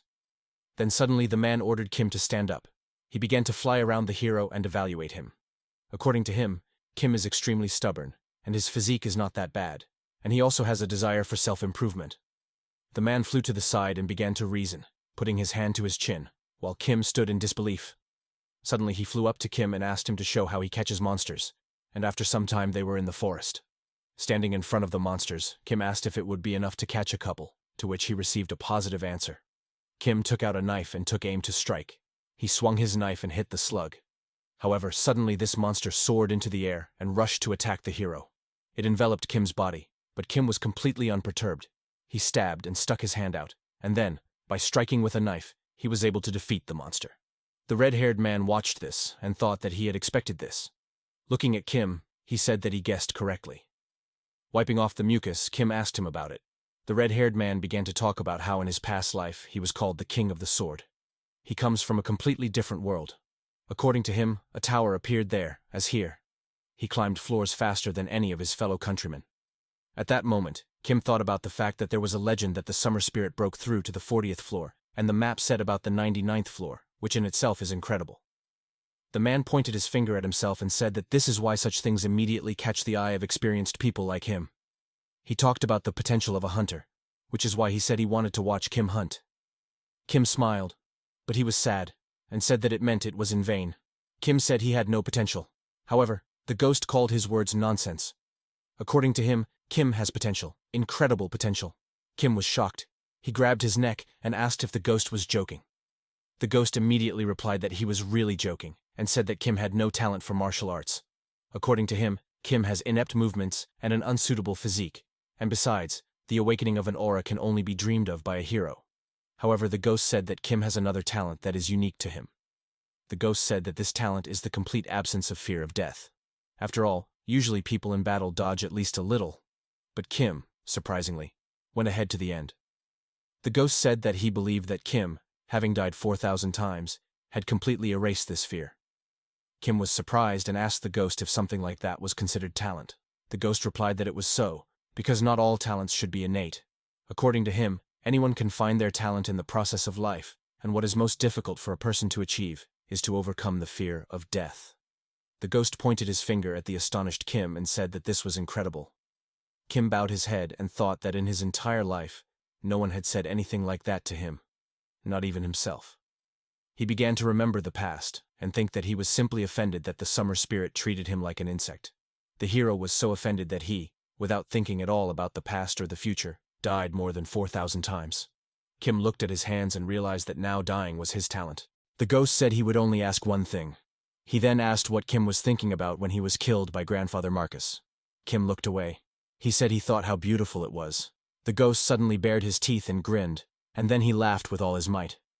He exclaimed joyfully several times that this was very interesting. The ghost suddenly started talking about Kim's copying skill and said that since it was a copying skill and not a stealing skill, then Grandfather Marcus had another ghost as a rear spirit. Then the ghost flew closer to Kim and said that he was very curious who would achieve greater success in hunting, Kim or Marcus. He pointed his finger at himself and said he would help Kim. According to him, he will train Kim so that he will not be inferior to Marcus and will even become much stronger than his grandfather. Kim was very happy to hear this. First of all, the ghost suggested capturing the tower once. Some time has passed and we are transported to the morning of another day. The ghost screamed for Kim to quickly get out of bed. However, Kim asked to sleep for another 5 minutes. But the ghost began to scream that perhaps at this moment old man Marcus was conquering the 10th floor and Kim was asking for 5 more minutes. Because of this, Kim turned away irritably and covered his ears with a pillow. However, the ghost still shouted that in this case, he would perform the song that was adored in his homeland. The ghost said that as soon as he sang one verse, 33 ordinary soldiers' heads exploded one by one. Kim was as irritated as possible and tried to sleep for a few more minutes. But the ghost was not going to give in to him and continued to scream. The ghost asked him if he knew what time it was. Kim jumped out of bed furiously and picked up his phone to check the time. He was even more furious when he saw that it was 4 in the morning. The ghost grinned and said that at 4 o'clock the bugs wake up and go about their business, and since Kim is even weaker than a bug, then he needs to get up even earlier. However, Kim replied that the ghost could not sleep, and therefore was furious with boredom. Kim said irritably that the holy sword wakes up every time for training at 4 in the morning, not because he is conscientious, but because the ghost was constantly making noise. The man began to scream and admit that he was bored alone, so he woke up Kim. However, he then said that Kim should thank him, that thanks to the ghost, he could train longer. After these words, he pointed his finger to the ground and told Kim to fall down and bow. Kim replied that he would kill him. However, the ghost happily said that he had already died, and therefore Kim would not be able to kill him, which means that it would be easier for Kim to die himself. He started teasing Kim and saying that he couldn't even die, and he was just like a zombie. The ghost added that from now on the hero is called Kim Zombie. Kim was shocked, and after some time they were already jogging. While Kim was running, the ghost flew nearby and said that he prefers to teach from the very bottom, but Kim does not have it. Just like that, 3 days flew by unnoticed since Kim copied the sword constellation skill from the Sword Saint. During this time, he once again hunted the summer spirit. He also diligently avoided colliding with the holy sword. The ghost flew nearby and said that he would call Kim's talent an abyss. Kim ran and was out of breath, but asked the ghost not to interfere. Now Kim is training according to the schedule, which was personally drawn up by the spirit of the rear. The ghost happily said that Kim needed special extra classes, and they had to pay for these classes. He happily exclaimed that he would like Kim to win the lottery. There is a guild called the Merchants Association. The head of the guild is a third-ranking hunter, nicknamed Countess. She has a skill that makes her the only one who can exchange items from the tower with the outside world. Thanks to this skill, a coalition of merchants monopolize the economy inside the tower. And now we see that a man welcomes Kim to the Association of Merchants, and the only place in Babylon where lotteries are held is also an association of merchants. Kim handed the man some piece of paper. He said he came to receive his lottery winnings. The man congratulated Kim and said that he had won the lucky lottery of the Merchant Association. While they were talking, the spirit from the rear said irritably that he still couldn't understand why this man was wearing a hat with cat ears. Kim replied that they say that the head of the Merchant Association is a servant of cats. However, the spirit from the rear said that the guild leader was definitely a dirty pervert if he forced a normal person to wear this. Meanwhile, the man at the counter said that if more than 2 years have passed since the purchase of the ticket, it is impossible to receive the winnings. Kim bought this lottery ticket immediately after the appearance of the spirit of the home front. The hero said that everything is fine because this is a ticket from last week. No matter how Kim smiled, he thought with horror that the spirit of the home front did not just demand to win the lottery once, but endlessly insisted that Kim needed capital. The man took this ticket and said that he would then proceed to verify personal data. The man was shocked after looking at the ticket. He was so shocked because Kim won first place. Everyone suddenly began to discuss this, and Kim only tilted his head with a slight smile. The spirit of the home front asked if it was really that easy to get money. The man said that he checked the number and asked Kim to wait because he needed to call the person in charge. Meanwhile, the ghost, looking around, said that at this rate, Kim would be stabbed somewhere in a dark alley. Kim replied that in the future, Yusuha will also win the lottery thanks to his skill. From his example, Kim realized something. If we have to hide something, it's definitely not a victory. And then the person in charge approached them. Kim thought that in any case, he did not need to be afraid that they would talk about him. After all, if the winner is killed, it is the reputation of the Merchant Association that will suffer the most. They were approached by the person in charge, whose name is Arthur Taylor. He said that he is also known as the Caretaker of Gold. Arthur said that he would appreciate it if Kim had no problem calling him that. The hero also introduced himself in response, but at the same time thought that judging by the fact that Arthur has a middle name, he is an influential hunter, included in at least the top 300. Then, the Caretaker of the Gold asked Kim to follow him, because he needed go up to the top floor. F is the lowest rank, which has no access to the upper floors, but today is a special case. Today, Kim is a 50,000 gold client. The hero was delighted and beamed with joy. The spirit of the home front said that Kim had clearly never been treated with respect before, because now Kim immediately blossomed. And the day before yesterday, according to him, Kim also became emotional when the spirit of the rear said that Kim has the talent to die. Kim just wanted the ghost to shut up, because the hero was already very angry with him. The ghost said that you can't be such a simpleton. The spirit of the home front said with a crazy look that Kim should think that he exists, only so that people around the world will honor him. Kim, with a calm face, thought that both the summer spirit and the Lord of the Sword were all psychopaths, and therefore Kim would never follow their example. The Caretaker of the Gold turned around and asked Kim in surprise if something was wrong. Suddenly Kim came to his senses and said that he was just thinking. The Caretaker of the Gold breathed a sigh of relief and said that he was afraid that he had accidentally offended Kim in some way because he turned pale. Kim was delighted and wondered if this was really an angel. Meanwhile, the spirit from the rear was skeptical that Kim was very easy to penetrate. Then they approached a door, and the Caretaker of the Gold said that this was a VIP audience hall. And here is Kim's first place cash prize for this week. The gold keeper pointed to the table on which the coins lay, and said that there were 53,000 gold coins there. Kim thought that if converted into the currency of his homeland, then there are 5.5 billion won. Kim was so worried that he was shaking. He thought about how much money this was. While the Caretaker of the Gold was talking about how Kim could take everything at once, or could leave it for safekeeping in the safe of the Merchant Association. Kim thought that he could not worry about anything for the rest of his life, and therefore, if this were his goal, here and now his dream would come true. The Caretaker of the Gold asked Kim what he had decided, but Kim continued to be lost in thought and reflect on the fact that he had decided to conquer the tower and reach the top as a hunter. Kim understood that money is only a means to achieve this goal. He remembered the system panel and thought that he had already experienced a more enchanting golden shine than that of gold coins. Kim nodded his head and replied that he would leave them in the safe. The gold keeper was delighted with Kim's wise choice, because he himself always recommends this option to the winners. While Kim stood at the table and looked at the money, the Caretaker of the Gold said that he understood how he wanted to take everything right away, but there were a lot of terrible people in their world. Suddenly Kim turned around and, holding out his hand, said with a sly smile that he wanted to buy a place as an honorary member of the Guild of the Association of Merchants. Kim said that he would immediately pay for the second-level honorary position, which costs 10,000 gold. The gold keeper reached into the inner pocket of his jacket, and at the same time asked if Kim was a member of another guild. Kim replied that he was not a member. The spirit of the rear smiled and said that Kim was thinking better than he thought.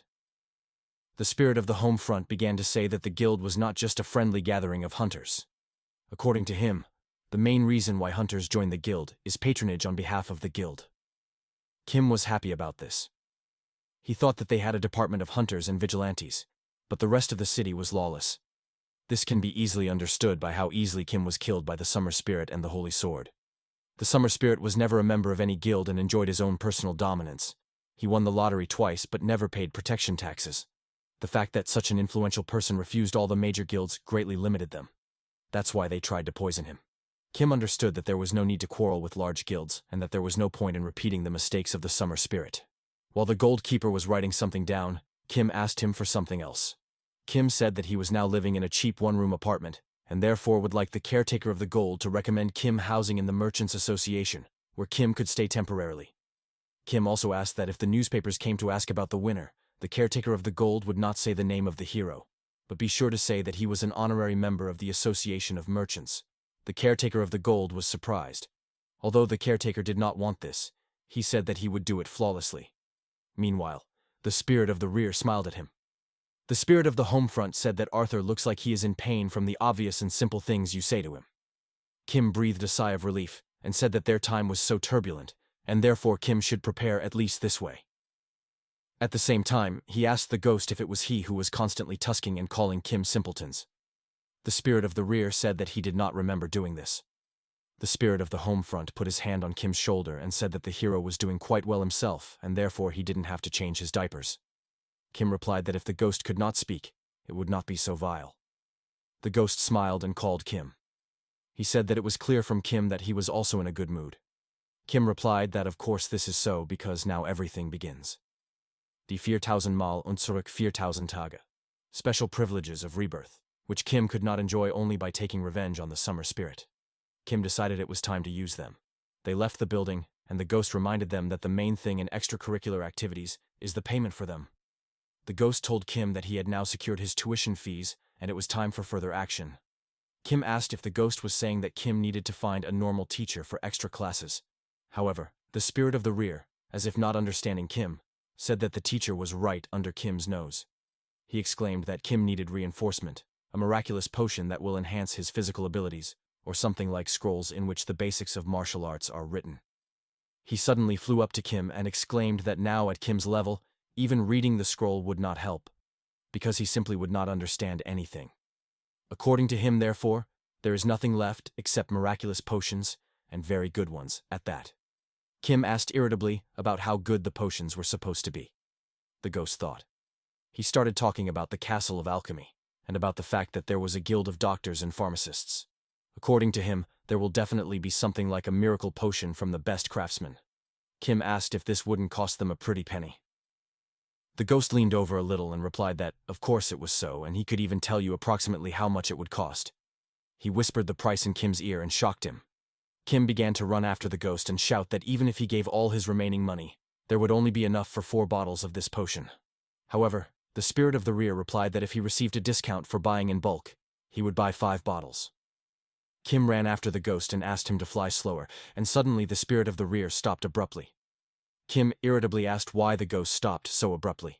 However, the ghost was completely serious and ordered Kim to hide.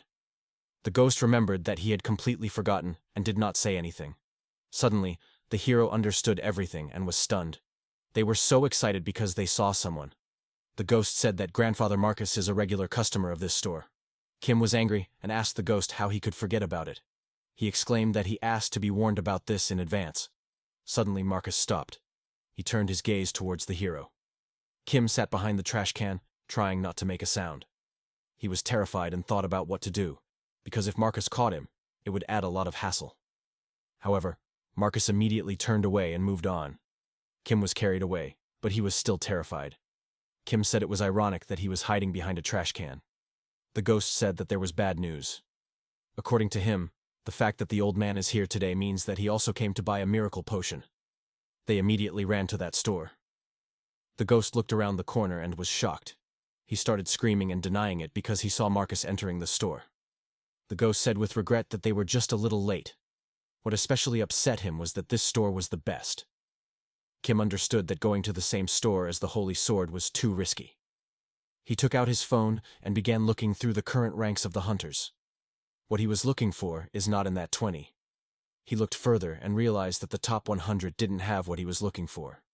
He said that he would like to find it at least in the top 300. The ghost did not understand anything and asked if Kim's luck really wasn't there. The hero denied this and said that it was rather the opposite. He put the phone back in his pocket and said that it might cost him next to nothing. The ghost was shocked. Kim turned around and joyfully said that he could buy potions for mere pennies. He said that he knew an incredibly good pharmacist. The ghost flew after Kim and asked if it seemed to him or if Kim was getting deeper and deeper into the wilderness.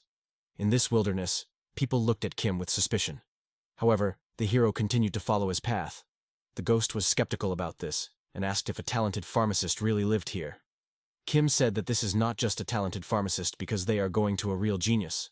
The ghost asked if Kim was lying because what a genius forgot in such a place. Kim was walking when he suddenly heard some old man tusking displeasedly. The hero assumed that this old man was probably following Kim in order to rob him, but he took him for a madman since Kim was talking to himself and fell off. But at the same time, Kim was thinking that this old man has no idea how much money Kim now has in his pocket. The ghost asked again if Kim really knew where he was going. Suddenly they began to hear someone talking, and the first thing they heard was someone shouting not to touch the experimental equipment. Kim said that they had indeed come to the right place. Some man shouted that half a year had come, and he needed money. The green-haired girl tried to stop the evil man and said that if he took away all her equipment, she would not even be able to find money for food. He ordered the workers to take everything, but the girl continued to say that she needed a little more time.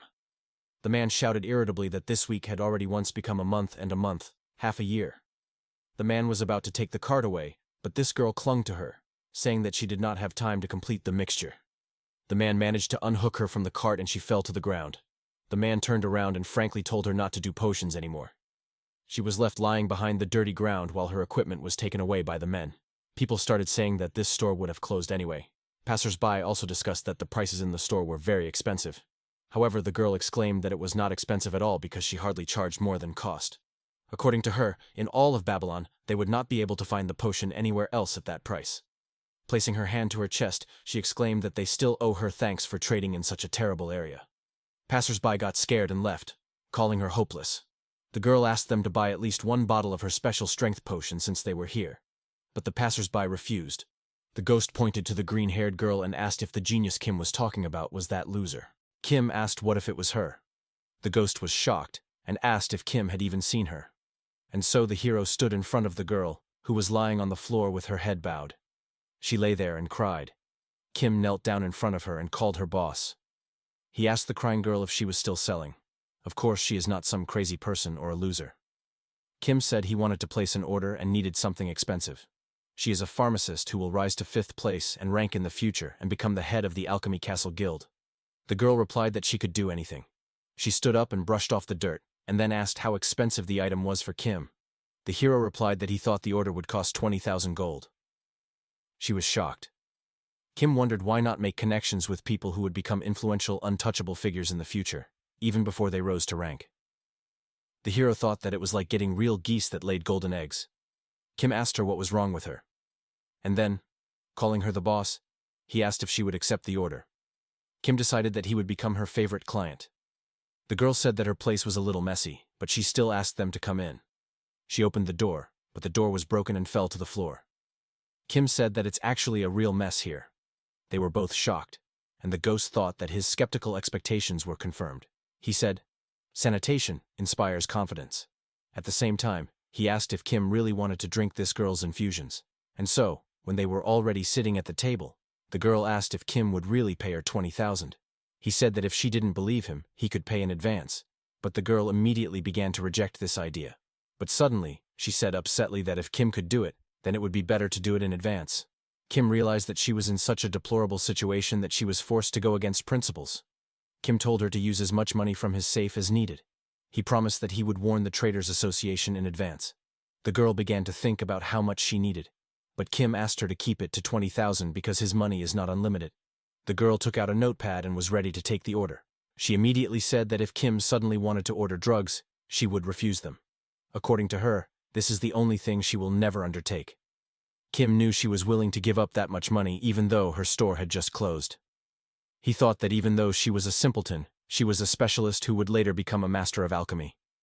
Kim started waving his hands and saying that it wasn't drugs at all, so she shouldn't worry. The girl was delighted and asked him what exactly he needed. Meanwhile, the Phantom said that she doesn't seem like a professional at all, but he will tell you the recipe. The ghost ordered Kim to listen carefully because he would tell the recipe only once, and so he began to list the ingredients. Ingredients included the eyes of a balloon cat and the scalp of a giant sandworm. The girl reread this list again and asked if there were 23 ingredients in total. The ghost said that these are all the ingredients, but the cooking process itself is entirely up to the alchemist. Suddenly, the girl shocked the ghost by saying that if you mix all this, you will get a potion that will maximize the reaction rate. She said that it requires an incredibly high level of skill to prepare it. Also, according to her, it needs to be prepared by infusing all the ingredients at the same time, without refining them separately. The ghost, stunned, replied that it was so. Since Kim is a mediator, he confirmed the girl's words. She exclaimed that she knew it. The girl began to enthusiastically talk in detail about the process of creating this potion, which still surprised the spirit of the rear. Kim looked at her with a smile and thought that this was a real specialist in his field.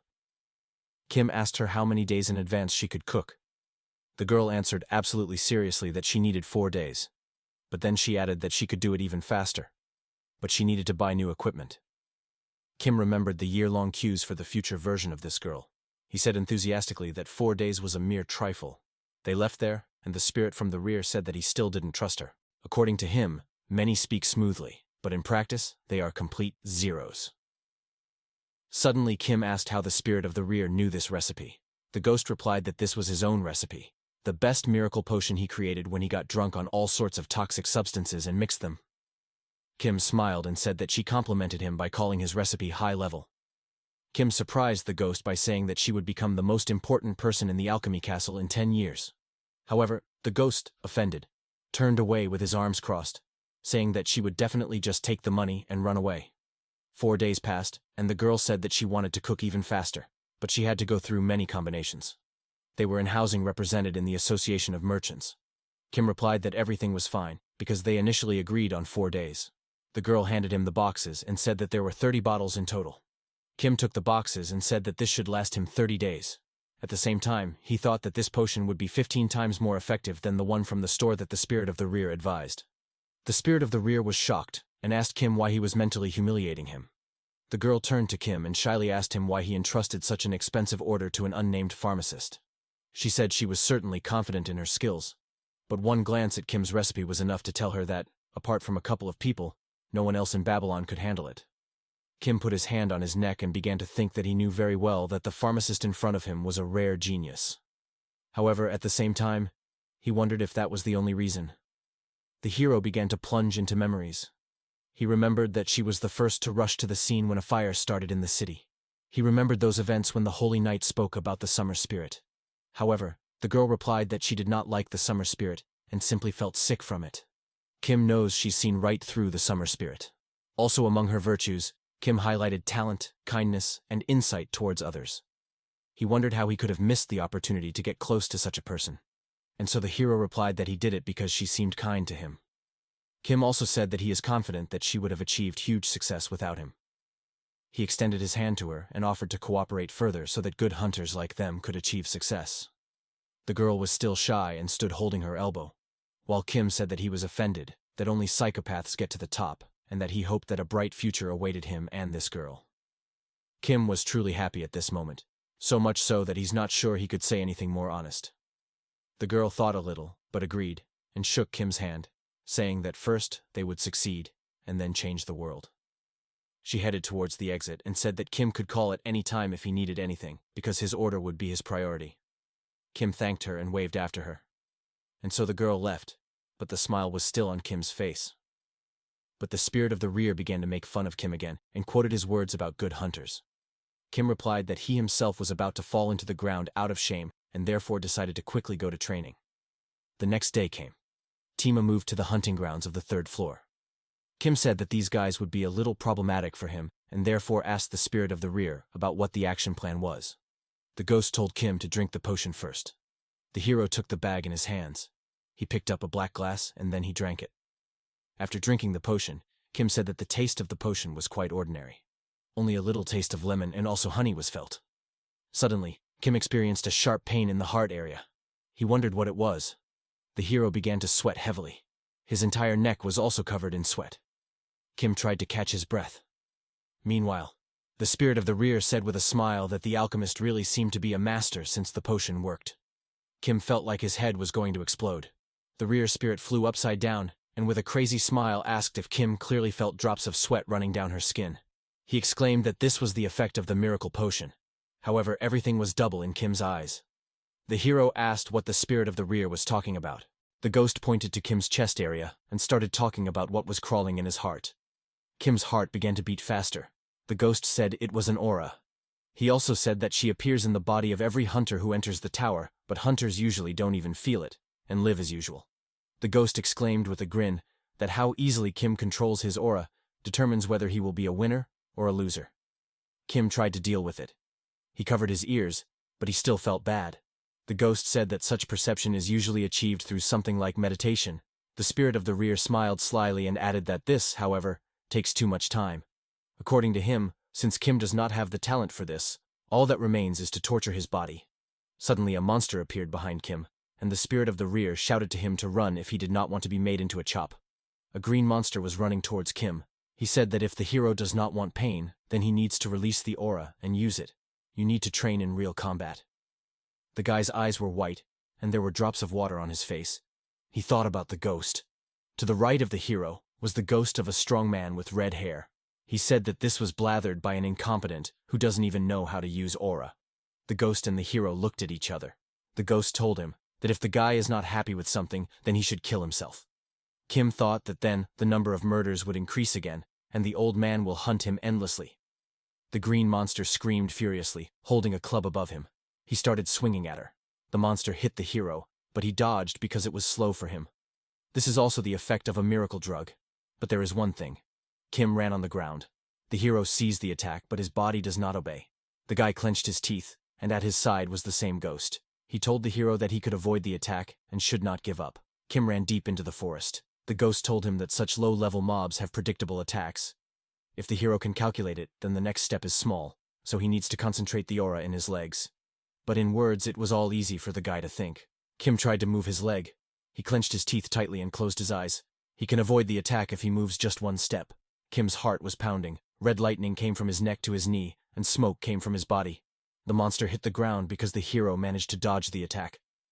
Kim ran with his eyes closed, and cobblestones flew up behind him. It was more difficult than the guy thought.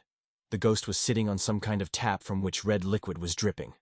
The ghost said that this is all because the hero's body does not yet have a clear channel through which the aura could move. Figuratively speaking, Kim's body is now something like a path deep in the forest. But if you build a normal road there, the guy will be able to use the aura. The green monster swung its weapon again while Kim tried to run away. Now the hero can at least feel the aura thanks to the potion. Usually this is not possible. The guy stood in front of the monster, who missed again and hit the ground. The girl may work in completely unsanitary conditions, but her skills are excellent. The monster was angry. Kim stood leaning back a little, and small black particles flew in front of him. The spirit of the rear looked towards the hero. The guy was thinking about what would happen when he made the path a road. Kim took hold of the heart from which red lightning was emanating. It's a shame, but the ghost is right. The hero wanted to make the aura flow. A path overgrown with weeds that no one has ever set foot on. This is a perfect description of Kim now. The guy thought, what if he overcomes this? What will happen? The ghost smiled and laughed. Drops of blood flew up, shining against the dark sky. Marcus cut off the hero's head, and he didn't even have time to lift a finger. Kim remembered the picture of Marcus walking into the distance, holding his sword in his left hand. This is the alley level. The hero's face showed shock at the thought that this blow was perfect. Grandfather still has a long way to go, and the guy even more so. But he's a zombie. The hero stood in a red jacket, and a drop of sweat flowed down his cheek. The green monster again tried to hit the hero, but he managed to duck down. Then the hero raised his head up and clenched his teeth. A red circle appeared around Kim, and this zombie was looking at him. The ghost propped his head on his hand and looked at it all. The hero knelt down, and red lightning appeared near his left leg. Creative. Kim pulled out his green dagger from behind his back. The guy jumped towards this green monster. In the zombie's eye, you can see the reflection of a guy who is preparing to strike. Kim attacked the monster, and there were red lightning near the hero's feet. The hero pierced the skin of this monster, and a ghost watched all this. He told the guy not to let his guard down. Orcs have thick skin. Kim stuck his dagger into the monster's neck, from which red lightning came. The ghost told the hero that he needed to concentrate the aura on the tip of the blade, although no, it will be too difficult. He just needs to channel his aura into the end of the blade. The guy put his hands on top of each other. He opened his mouth slightly, and his whole face was covered in sweat. He screamed for the orc to die. A red flash formed around this monster. The hero pulled out a blade, and some green liquid splashed out of the monster. Kim again stuck his dagger, but this time into the monster's eye. Someone asked, "Does it hurt?" The guy was lying on a dead orc, and a ghost stood in front of him. The spirit of the rear asked, "Does it hurt?" The hero replied that it hurt incredibly. The ghost told him that this was due to the fact that Kim carelessly used the aura, although the channel was not properly laid. Tears flowed from the hero's eyes, and a vein bulged on his neck. His body is weakened, as they say, on the verge of death, and he brought his body to such a degree that he could kill one unfortunate orc. The ghost raised his hand and bent his index finger. He liked how at the end the guy twisted his aura like a spring. He praises the hero, because a hunter should always fight wisely. Kim was lying on the monster, and he himself seemed to be in double. He said he didn't want to listen to anything. The ghost held his chin. He asked the hero, "It hurts to death, doesn't it?" Tears were still flowing from the guy's eyes, and there were drops of sweat on his cheeks. Everything was visible from him. The spirit of the rear smiled widely and closed his eyes a little. He said that then the guy would feel better if he died. In any other case, the ghost would not have insisted on such training. Grandfather Marcus also drank the miracle potion, but he meditated. He didn't break his body like that. Kim raised his head. He was angry with the ghost. The spirit of the rear spread his hands and said, "If the guy dies, he will resurrect. Cool. The hero will be fine, no matter what harsh training method the ghost uses." Kim was sitting near the orc's head, and in front of him was someone's shadow. If he kills himself, his kill count will increase. Behind the guy was a huge green monster. Then the ghost decided to use another method that would not change the number. The homefront spirit raised his right hand and smiled. The hero has experienced once how to use the aura, so the ghost thinks that at this rate, 100 deaths will be enough. A journey of 1,000 miles begins with the first step, and 100 deaths also begin with the first death. The huge orc swung his club and prepared to kill the hero. "Let's go to the first death. A death notification has appeared." Kim held his head. His head was pounding. The guy looked to the side and saw a ghost who was surprised. The guy sighed and put his hands on his knees. He explained that he briefly enters this space when he dies. For now he calls this place nothingness. The ghost replied that this was amazing. Kim pointed his finger to the side. He added that he always hears the phrase, "You went back 24 hours. Like those times with the summer spirit and the holy sword. We are shown a notification that the skill conditions have been met due to death." The guy looked forward, and rays of light fell on his face. He said that he also caught his skills. The hero and the ghost looked at the notification about the random copying of the orc skill. Kim and the rear spirit looked at this in surprise, and their pupils were narrow. Suddenly they both opened their mouths wide and screamed. They saw some kind of cheating skill. Notification that you need to select a skill card. The ghost said he wanted one too. Kim stands and looks at the notification. The ghost does not understand who controls this tower. Why do they neglect the spirit of the rear, an incredible hunter, and give divine skills to such an amateur? The ghost grabbed his head, and the hero looked into the distance. The spirit of the home front believed that this was the collapse of the hunter culture. The guy was reaching for the brown card and said he would take any. The ghost spread his arms to the sides and a skill card flew past the hero. The spirit of the home front asked why the guy wants to choose this one. Kim replied that it didn't matter to him what to take. The ghost said that this is a great chance. You need to choose at least a little useful skill. Skill cards flew past them. The guy replied that it was impossible to know which card had a better skill. Both are brown, so luck is in charge here. The ghost looked up, and Kim scratched his head. He asked the guy how come he doesn't know which skill is better. The hero could not understand why today the spirit of the rear does not understand him at all. He explained that the color of the cards is the same and only one side is always visible. How does he know which skill is better? The ghost rolled his eyes as cards flew over him. He replied that he sees. The hero held his head and asked again. The spirit replied that he saw the other side of the map. Cards flew past Kim and the ghost, and at the top there was a notification about selecting a skill card. It dawned on the guy. Skill cards are always moved so that only the backside is visible to the guy, and if he moves his head, nothing changes. There was sweat on the hero's cheek, and the cards still flew past him. Kim realized that the spirit sees what is written about these skills. The ghost of the home front can fly as it wants. Therefore, he can see the opposite side of the cards. The spirit flew horizontally to the hero and looked at the map. He replied that, of course he sees. Since childhood, the ghost has been famous for its eagle vision, and with age it has become almost clairvoyant. Kim opened his mouth wide with joy. "Eureka!" the guy shouted. The spirit was very frightened, and the hero's face turned a little red. The ghost shouted at the hero because he was angry. Kim asked to tell him what these skills are. The spirit raised his hand to his chin and agreed, but he warned that he would only read it once, so the guy needed to listen carefully. Card number 1. We see a volcano erupting and 2 orcs holding hands. Nature gives them shelter, but at the same time hardships. In a cruel world, orcs maximized fertility and conquered nature. 1 orc was caught and killed. There's no point in worrying. In place of 1 orc there will be 9 more. However, the owner of the skill will suffer from heat all year round. This is a level F skill, Patronage of Fertility. Map number 2. They show us orcs, benchmarks. At the end of each phrase, Chvik. Why? Yes, I don't know Chvik. Read by a ghost. This skill is also level F. Its name is Chvik. Kim opened his mouth in surprise. Just Chvik. The spirit floated in the air, crossing its legs. If he had not stopped the hero, he would have chosen Chvik. The ghost told the hero that he was born a man, so he needs to follow the example of the orcs. The hero did not believe in it. Both skills suck, but since you have to choose, then let it be Chvik, the guy thought. The ghost said that the guy's words and thoughts changed. Kim dodged the card. He said that in any case, the decision has been made. No matter how you look at it, Chvik is better than Patronage of Fertility. The ghost flew up to the hero, who was already reaching for the card. He asked the guy to wait and think a little more. The hero smiled, and there were drops of sweat on the spirit's face. The guy told the ghost that he agreed with him. In what sense?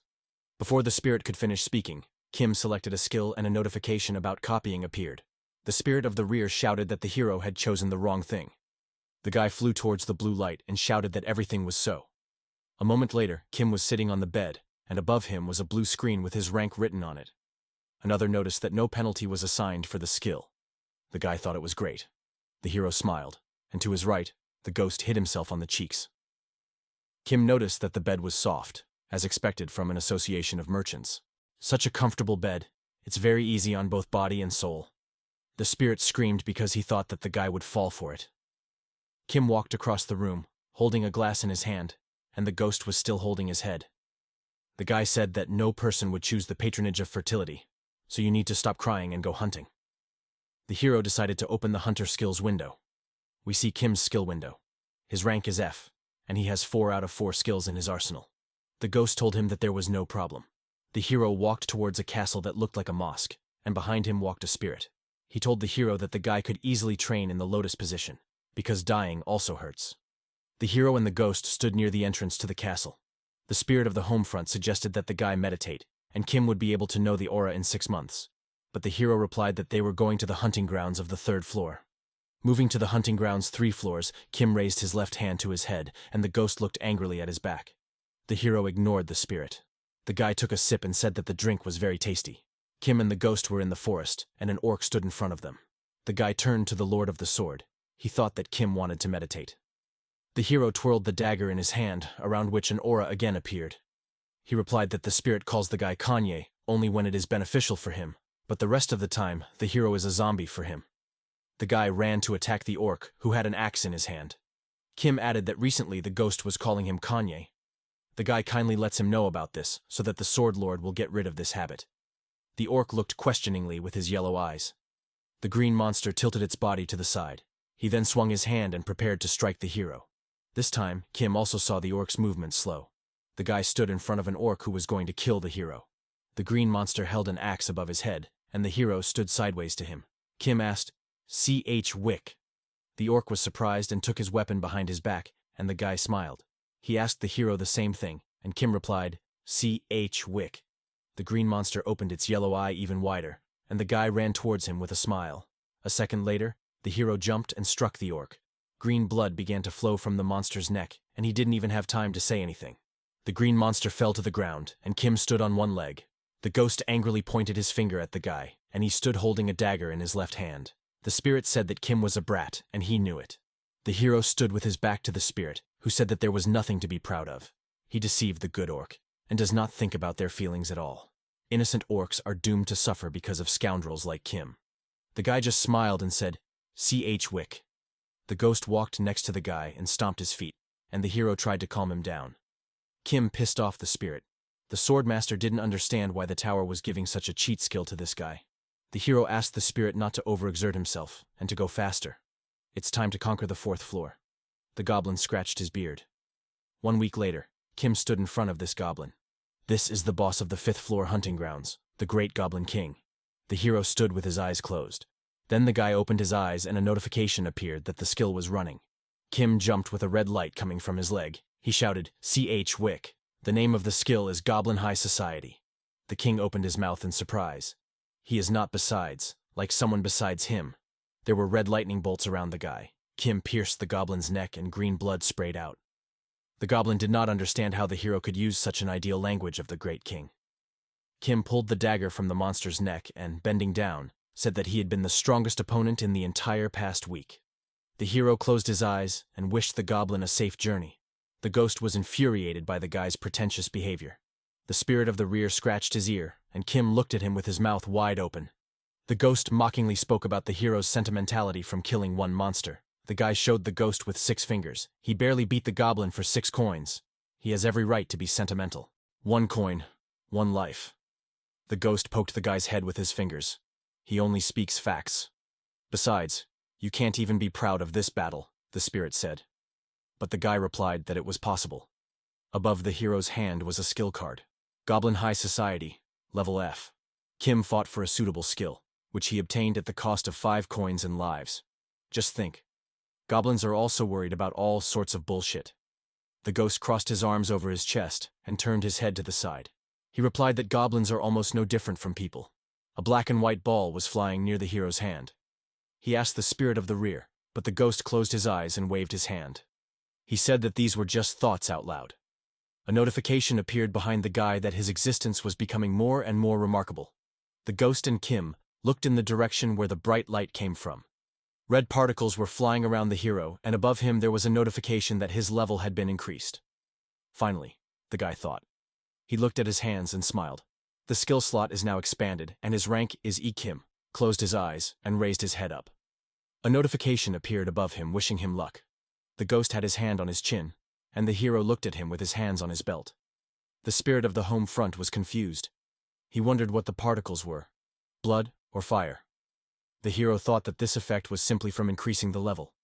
The ghost explained that this is true, but he does not appear just for beauty. This is kind of a hint. Kim opened his mouth and asked again. A hint. We see Yusuha holding his spear in his hand with flames around him. Depending on what effect appears during level up, the type of aura is assigned. That guy, the summer spirit, whom the hero killed, his type was definitely fire. Kim remembered his death at the hands of the summer spirit and thought fire. We see a destroyed building. The type of aura usually depends on the hunter's injury. The ghost held his chin and spoke. Although this is not necessarily a bad memory, it definitely must be a significant event. A scene that became a turning point in life. It is reflected in the type of aura. Spirit called it something subconscious. The ghost stood in front of Kim and pointed his finger at him. In his opinion, the guy is not fire, he is blood. The guy asked what type of aura the holy ball had. Some boy with white hair stood under the moonlight.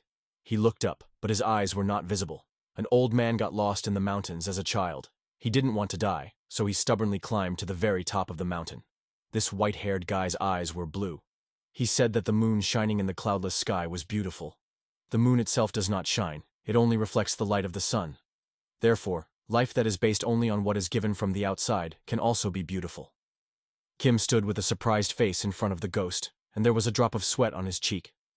I also want to shine like the moon, said a 12-year-old boy, and carried these thoughts throughout his life. The holy sword is definitely also abnormal. The spirit from the rear clapped his hands. The hero conquered the 5th floor. Now it's time for them to go to 6. Kim raised his right hand and asked if he could just go straight to destroy the boss of the 10th floor. The ghost leaned towards the guy, who stood with his index finger raised. The spirit began to think that the guy began to become arrogant too early. Kim replied that this was not the case.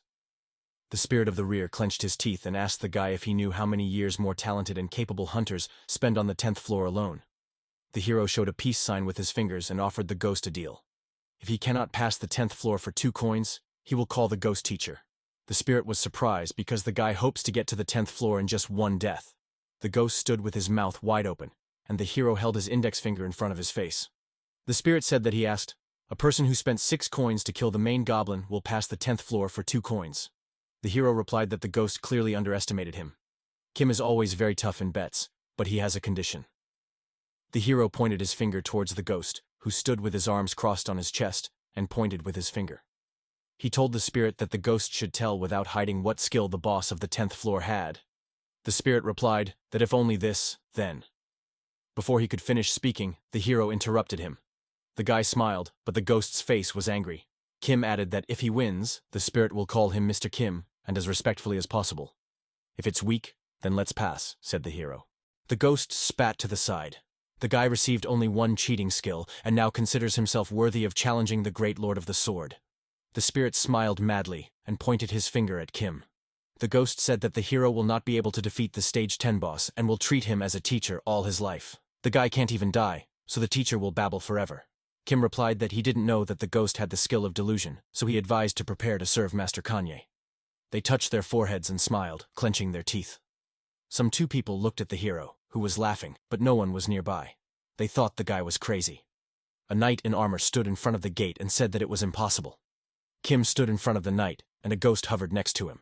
The knight turned his head and asked the guy, "Are you going to challenge the boss alone?" "Solo hunting is suicide," the guy added. The hero stood in a green jacket and raised his right hand up. The knight added that the purge group of 34 strong and brave members of the Black Dragon Guild tried and failed. The hero did not see any problems in this. The management itself ordered that all willing hunters be allowed in. The knight stood in front of the guy and beat himself on the chest. He replied that he records all the hunters who enter here, and the heads of the department will then check the records. For them, the knight will become a terrible person who let a person go to certain death. The ghost stood behind the hero and was indignant.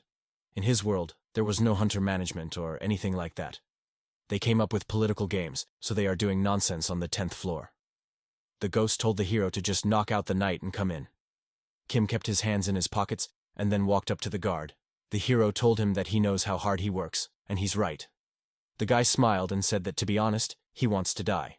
Both the ghost and the knight were greatly surprised. Kim said that a year ago, his beloved died, and recently, in the Castle of Alchemy, a guy was diagnosed.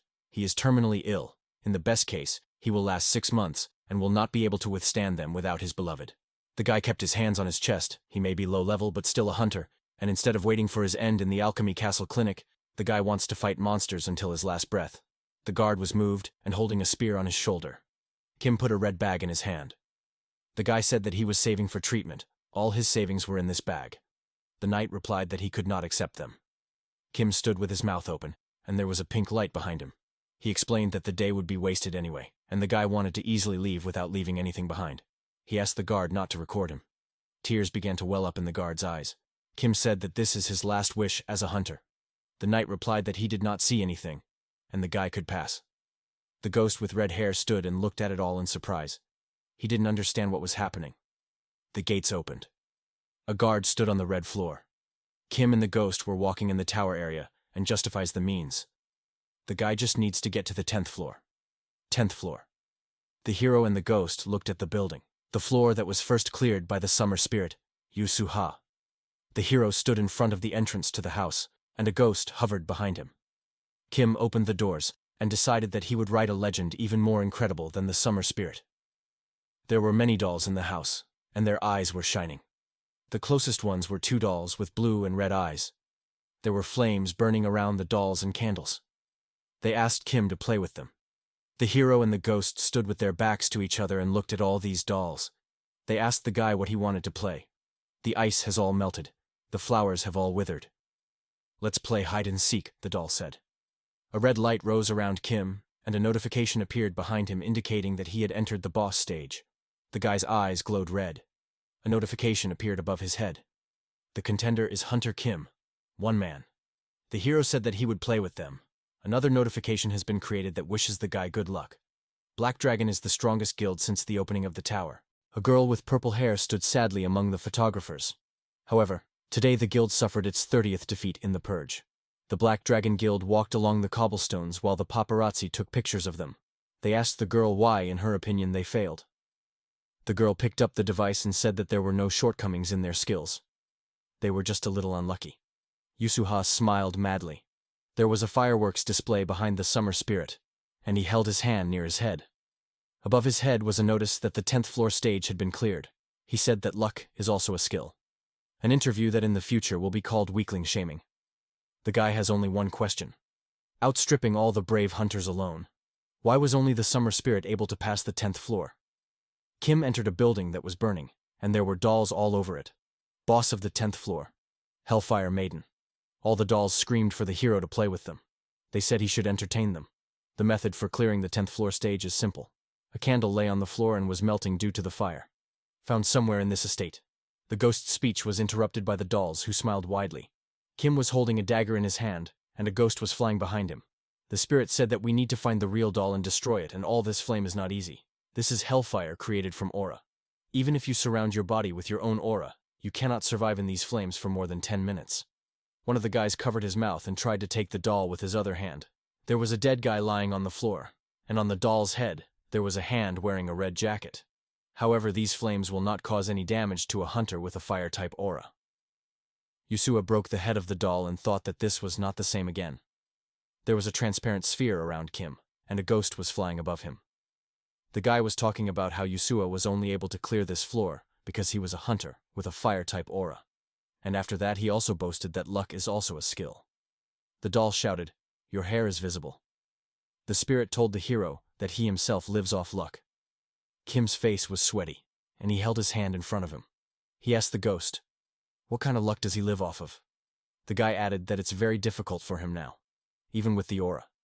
Inside the transparent sphere stood a guy holding a dagger in his hand, and a ghost hit the shield with his head. The spirit said that the guy could even kill himself, but his time would be up in a minute. The ghost was flying around Kim, and the guy was trying to get somewhere. The spirit said that Old Man Marks could survive in such a flame for 30 minutes. He trains hard to maintain the aura for an hour. Only then does he go to this floor. Unlike someone who suddenly rushed here for no reason, the spirit added. The hero thanked the ghost for keeping him informed. We see 9 dolls and they were terrifying. The ghost asked what the hero would do since he only had 2 coins. The guy replied that he would die first, and then he would look. A ghost flew over the fire. He asked the guy, "Do you think your aura will suddenly become stronger if you die now?" There are only 2 ways to clear this place, or find a real doll with a 1 in a million chance. Kim stood in the middle of the flame, and the spirit was not pointing at him. The second option is to control the aura so well that it can withstand as long as the guy goes through all the dolls he comes across. The hero smiled, clenching his teeth, and the ghost sat on the railing and smiled. The spirit said that the guy naively chose only 2 coins, and it wouldn't work out for him. Kim said that there is also a third way. The hero covered his face with his hand, and there were red lines under his feet. He decided to see whose he would take after he died once. But the guy's aura hasn't dried up yet. He has 10 seconds. Kim walked towards one of the dolls. He decided to try to grab anyone. The doll stood with its back and then sharply turned its head. She asked the guy, "Shall we play?" Kim grabbed the head of one of the dolls and thought about what he had caught. The doll opened its mouth wide and said that was wrong. The doll's body began to melt and she screamed, "It's not me! It's not me!" 5 seconds left. The hero's bear marks from the doll, which melted. 3 seconds. Kim stood in a circle of flame, and there was a stain from the doll near his feet. The hero's face was covered in sweat, and a ghost was flying over his right shoulder. The guy asked if it was necessary to direct the boss scene this way. The spirit replied that no one would understand the sacred design of the tower. Kim turned his head towards the spirit and said that he was actually offended by the ghost's phrase. The spirit told the guy to ask that sick person who gave the cheating skill to such a slacker. 1 second. Fragments flew towards the guy. Kim stood inside the fire and shouted. Because of the flames, even the silhouette of the guy was not visible. He shouted that he was hot. The ghost said that time was up, and he added that Kim is even stranger than the tower. The guy asked to just let him die. The spirit of the rear held his hand near his chin and smiled. The hero always talks about how he wants to become a cool hunter, but he simply chooses to burn alive. He asked the hero to admit that he himself is strange. More likely, the guy thought. Blue death notice. Kim was lying on the ground with a notice hanging above his head that the skill conditions had been reached due to death. The hero held his neck and asked the spirit if he remembered the promise. The guy copies the random skill of the monster Hellfire Maiden. The spirit of the rear smiled, and cards of different types flew near him. He replied that he remembered the bet. Does he look like a fool who will break his promise in a bet? Cards flew around the ghost and hero, and the spirit pointed to the golden one. He said this card was cool. We see a golden skill card, and its name is Fire Hell Barrier. Skill level. As the condition for using this skill is that the owner must also be inside the barrier. The ghost told the guy to take this card. This is the only S-tier skill this boss has. The spirit of the rear bent his hand and his fingers. He said that Kim would be able to summon Hellfire at any moment, like the one that just happened. The guy looked at the guy in surprise. He noticed that the hero was frozen. Kim stood near the flying cards and held his chin. He answered the ghost that for some reason this skill was bothering the guy. I wonder why. The hero recalled how a doll melted in his hand. The skill is definitely useful, but for some reason it makes Kim feel sad. The ghost flew horizontally and looked at the guy who was looking at the cards. The hero asked the spirit to read other skills. The spirit of the rear replied that he did not understand the hero, but would read everything. The ghost held his hands behind his head and read, designing a labyrinth, subduing dolls, remote control, setting traps. Kim looked up in surprise, and the spirit bared its teeth, looking at the map. The guy kept his hands in his pockets, and the ghost spread his arms and opened his mouth wide. Kim said that he had decided on a skill, and the spirit asked the guy to listen. The hero said that he understood what this skill was.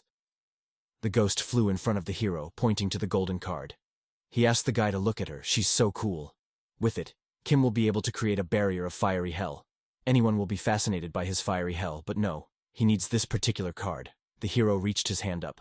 He should have suspected something was wrong from the very beginning. Among all the dark dolls there was one dark one real doll among thousands of others. A real doll is an organizer with a fiery aura, so it does not burn. Kim stretched his hand towards the light and thought, why don't the fake dolls burn? The hero was holding a silver card in his hand, and a ghost was flying towards him, his hand extended forward. There is only one answer. We see a golden screen on which there was a level of skill. Its name is Be Careful with Fire, both in your dreams and in reality. Thanks to him, the hero does not need to be afraid of fire. This boss had a skill that allowed the objects he chose to not burn. The ghost and Kim were upside down. The choice was made, and the skill was copied. The spirit of the rear thought this game was stupid, and the guy told the ghost to start practicing saying, Mr. Kim. Kim died. He went back 24 hours, and his current rank is E. There was a white and bright light around the guy. Now, when he returns, he can explore the estate until he finds the real doll. Everything became easy. Suddenly, a penalty is assigned for using the skill. The guy's eyes were directed into the distance. The ghost and the hero fell down, and next to them there was a notification about reproducing the injury of the enemy who killed Kim. The penalty level is low. The hero did not understand what this meant and why. Start of the penalty. Reenactment of monster trauma, Hellfire Maiden. We see a white building, and the rays of the sun were shining on it. Then we are transported somewhere and see how a little girl turns to some man and tells him that she is hungry. She asked him for some bread, at least a crust. However, he asked the question about what kind of pathetic beggars they were early in the morning, and then slammed the door hard in her face. And there this girl went into every house and asked for bread, but people refused her under various pretexts. Some guy standing in the distance and watching her said that he couldn't even imagine where they were constantly crawling out from.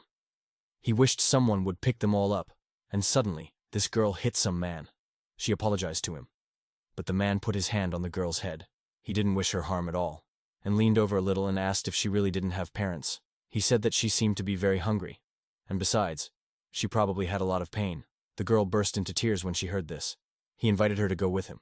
He introduced himself as a doctor and said that there were many of her friends on his estate, and therefore they would be treated and play together.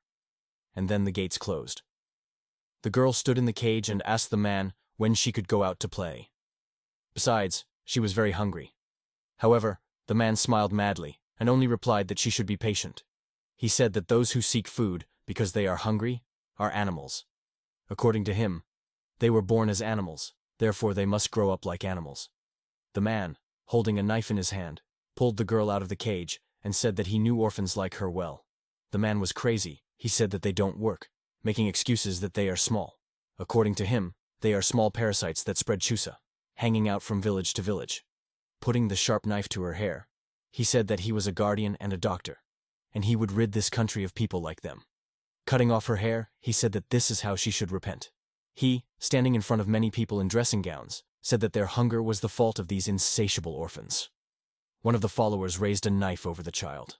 At the same time, the madman shouted that he would save the earth by sacrificing these children to the god.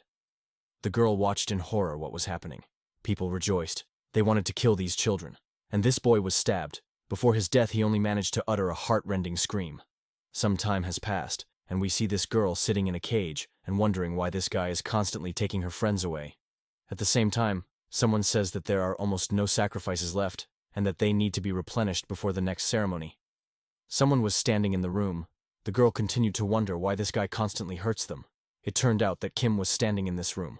He was shocked and wondered what was going on here. He asked the Sword Lord if he had seen it too. The Lord of the Sword replied that he saw it, but did not know that Kim was there, because he was not visible.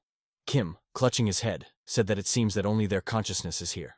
The Lord of the Sword said that this is not the point now, and there is something more important. He was furious, and asked whether such sick worms really existed. He asked a question about who else should repent here. Kim stood in front of the cage and asked if this was the real 10th floor boss scene. The hero said that he could not even think that the monster was a person in his life. The Sword Lord said that this is not the case with all monsters, mostly only with bosses. According to him, the boss is created based on real events from other worlds. The Sword Lord said that living beings, heroes, and the like were all from other worlds. And from the 11th floor this happens more and more often. Kim asked the Sword Lord in shock why he had not spoken about this before. However, the Sword Lord replied that Kim did not ask.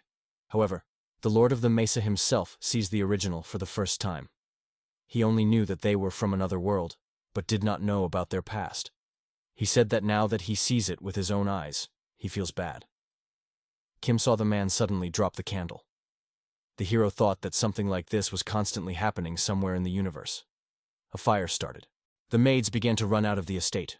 The man exclaimed that he needed to quickly grab the valuables. Kim tried furiously to stop them, but he couldn't do it because they couldn't see him. He shouted that there were children left in the basement. The girl who was in the basement also saw this fire. She was terrified. The children were in cages and therefore could not escape on their own, and the fire gradually began to approach them. They tried to shout to the uncle, but no one heard them. The fire took over everything around. The children thought that they had done nothing wrong. They just wanted to eat, and also play with friends. They just wanted to play a little. And so the reproduction of the injury was completed, and the penalty ended. Kim woke up. He sat on the bed and was lost in deep thought. The Sword Lord said that they had looked at a truly sad story, but there was nothing they could do to help. Kim asked with disgust if this was the first thing the Sword Lord said after something like this. The Lord of the Sword replied that it was so, because he was such a freak. He pointed at Kim and said that that boss is now an ordinary monster, and the original children have long since died in their world, and all this happened a long time ago. According to the Lord of the Sword, if this had happened in the tower, Kim could have died thousands of times to save them. But this is just an event in another world and another era, and therefore nothing can be corrected. He told Kim to find the real doll and kill it. The Lord also instructed Kim to then go up to the 11th floor, then to the 20th, 30th, and so on. He exclaimed that Kim must understand this if he was determined to become the coolest hunter. Kim said that's what the summer spirit would think. The hero, putting on a sweatshirt, said that Yusua absolutely found a real doll and crushed its head. According to Kim, he did not hesitate, even if he saw the injury. The hero said that he was not going to become the same freak, and now they were already Kim at the entrance to the estate. The Sword Lord asked if Kim wouldn't kill the boss, because he didn't want to become the same. He exclaimed that he needed to get rid of the boss to clear the stage. However, Kim indignantly asked who decided this. The hero hit the door and said that he behaved badly. The Lord of the Sword did not understand him and asked what he was talking about. Kim began to shout that he was terrible, and the Lord of the Sword was just as terrible. He exclaimed that he couldn't even see beyond his nose. The hero asked if the Swordmaster remembered the S-Class skill that the ghost insisted on. The ghost replied that of course he remembers. The hero began to quote something. He spoke about resentment, dissatisfaction, and hostility. Kim continued to quote the skill description. He also said that no one would be able to leave this hell without the boss's permission. Kim asked if the Sword Lord thought this was strange. However, the Lord of the Sword did not understand what he was talking about, and then Kim turned around and said about the last part, which says that no one can leave this hell without permission. He asked how the Black Dragon returned with its entire roster without defeating the boss. The Sword Lord wondered how this happened. The hero said that there is only one answer. The boss allowed them to escape, a stage that no man has yet been able to pass. Kim entered the hall and saw many dolls. The hero realized that all the local boss wanted from those coming was for them to play with him. The hero agreed to play with the dolls and use some skill. The system notified the hero that the skill "Be careful with fire both in your sleep and in reality" was activated. The hero began to walk through the hall. He was enveloped in fire. The dolls were shocked and said that this guy is not on fire. One of the dolls asked Kim if he could play with them then. The hero decided to play hide-and-seek with them and exclaimed that he had never lost at hide-and-seek as a child. He closed his eyes and began to count. The hero realized that the boss wanted someone to play hide-and-seek with the kids, who were tied to their stage and could not leave anywhere. The hero began to look for dolls. He touched one of the dolls, but the doll said that he had made the wrong choice. He began to catch the dolls one after another. After Kim touched them, they melted in a few seconds. Kim said it was harder than he thought. The Sword Lord looked at what was left of the dolls after Kim touched them. He was surprised and said that this was the repose of the soul. In fact, these were the souls of real children who were imprisoned in the bodies of dolls. He continued to catch the dolls and went downstairs. And now he was already on the stairs. Slowly but surely he sank lower and lower, catching one doll after another. Finally he found himself in the very place where he had been transported not so long ago. He saw that there was a doll sitting in the cage, which was actually the homeless girl who was kidnapped by the crazy man. She looked shabby, and one of her eyes was closed. She asked Kim if he would play with them. The hero put his hand on her head and said that he had caught her. He said that she is now water. The girl began to dissolve just like the other dolls. And before that, she thanked him. Kim saw in her the soul of that girl who lived a long time ago. The Sword Lord stood behind him in annoyance with his head down.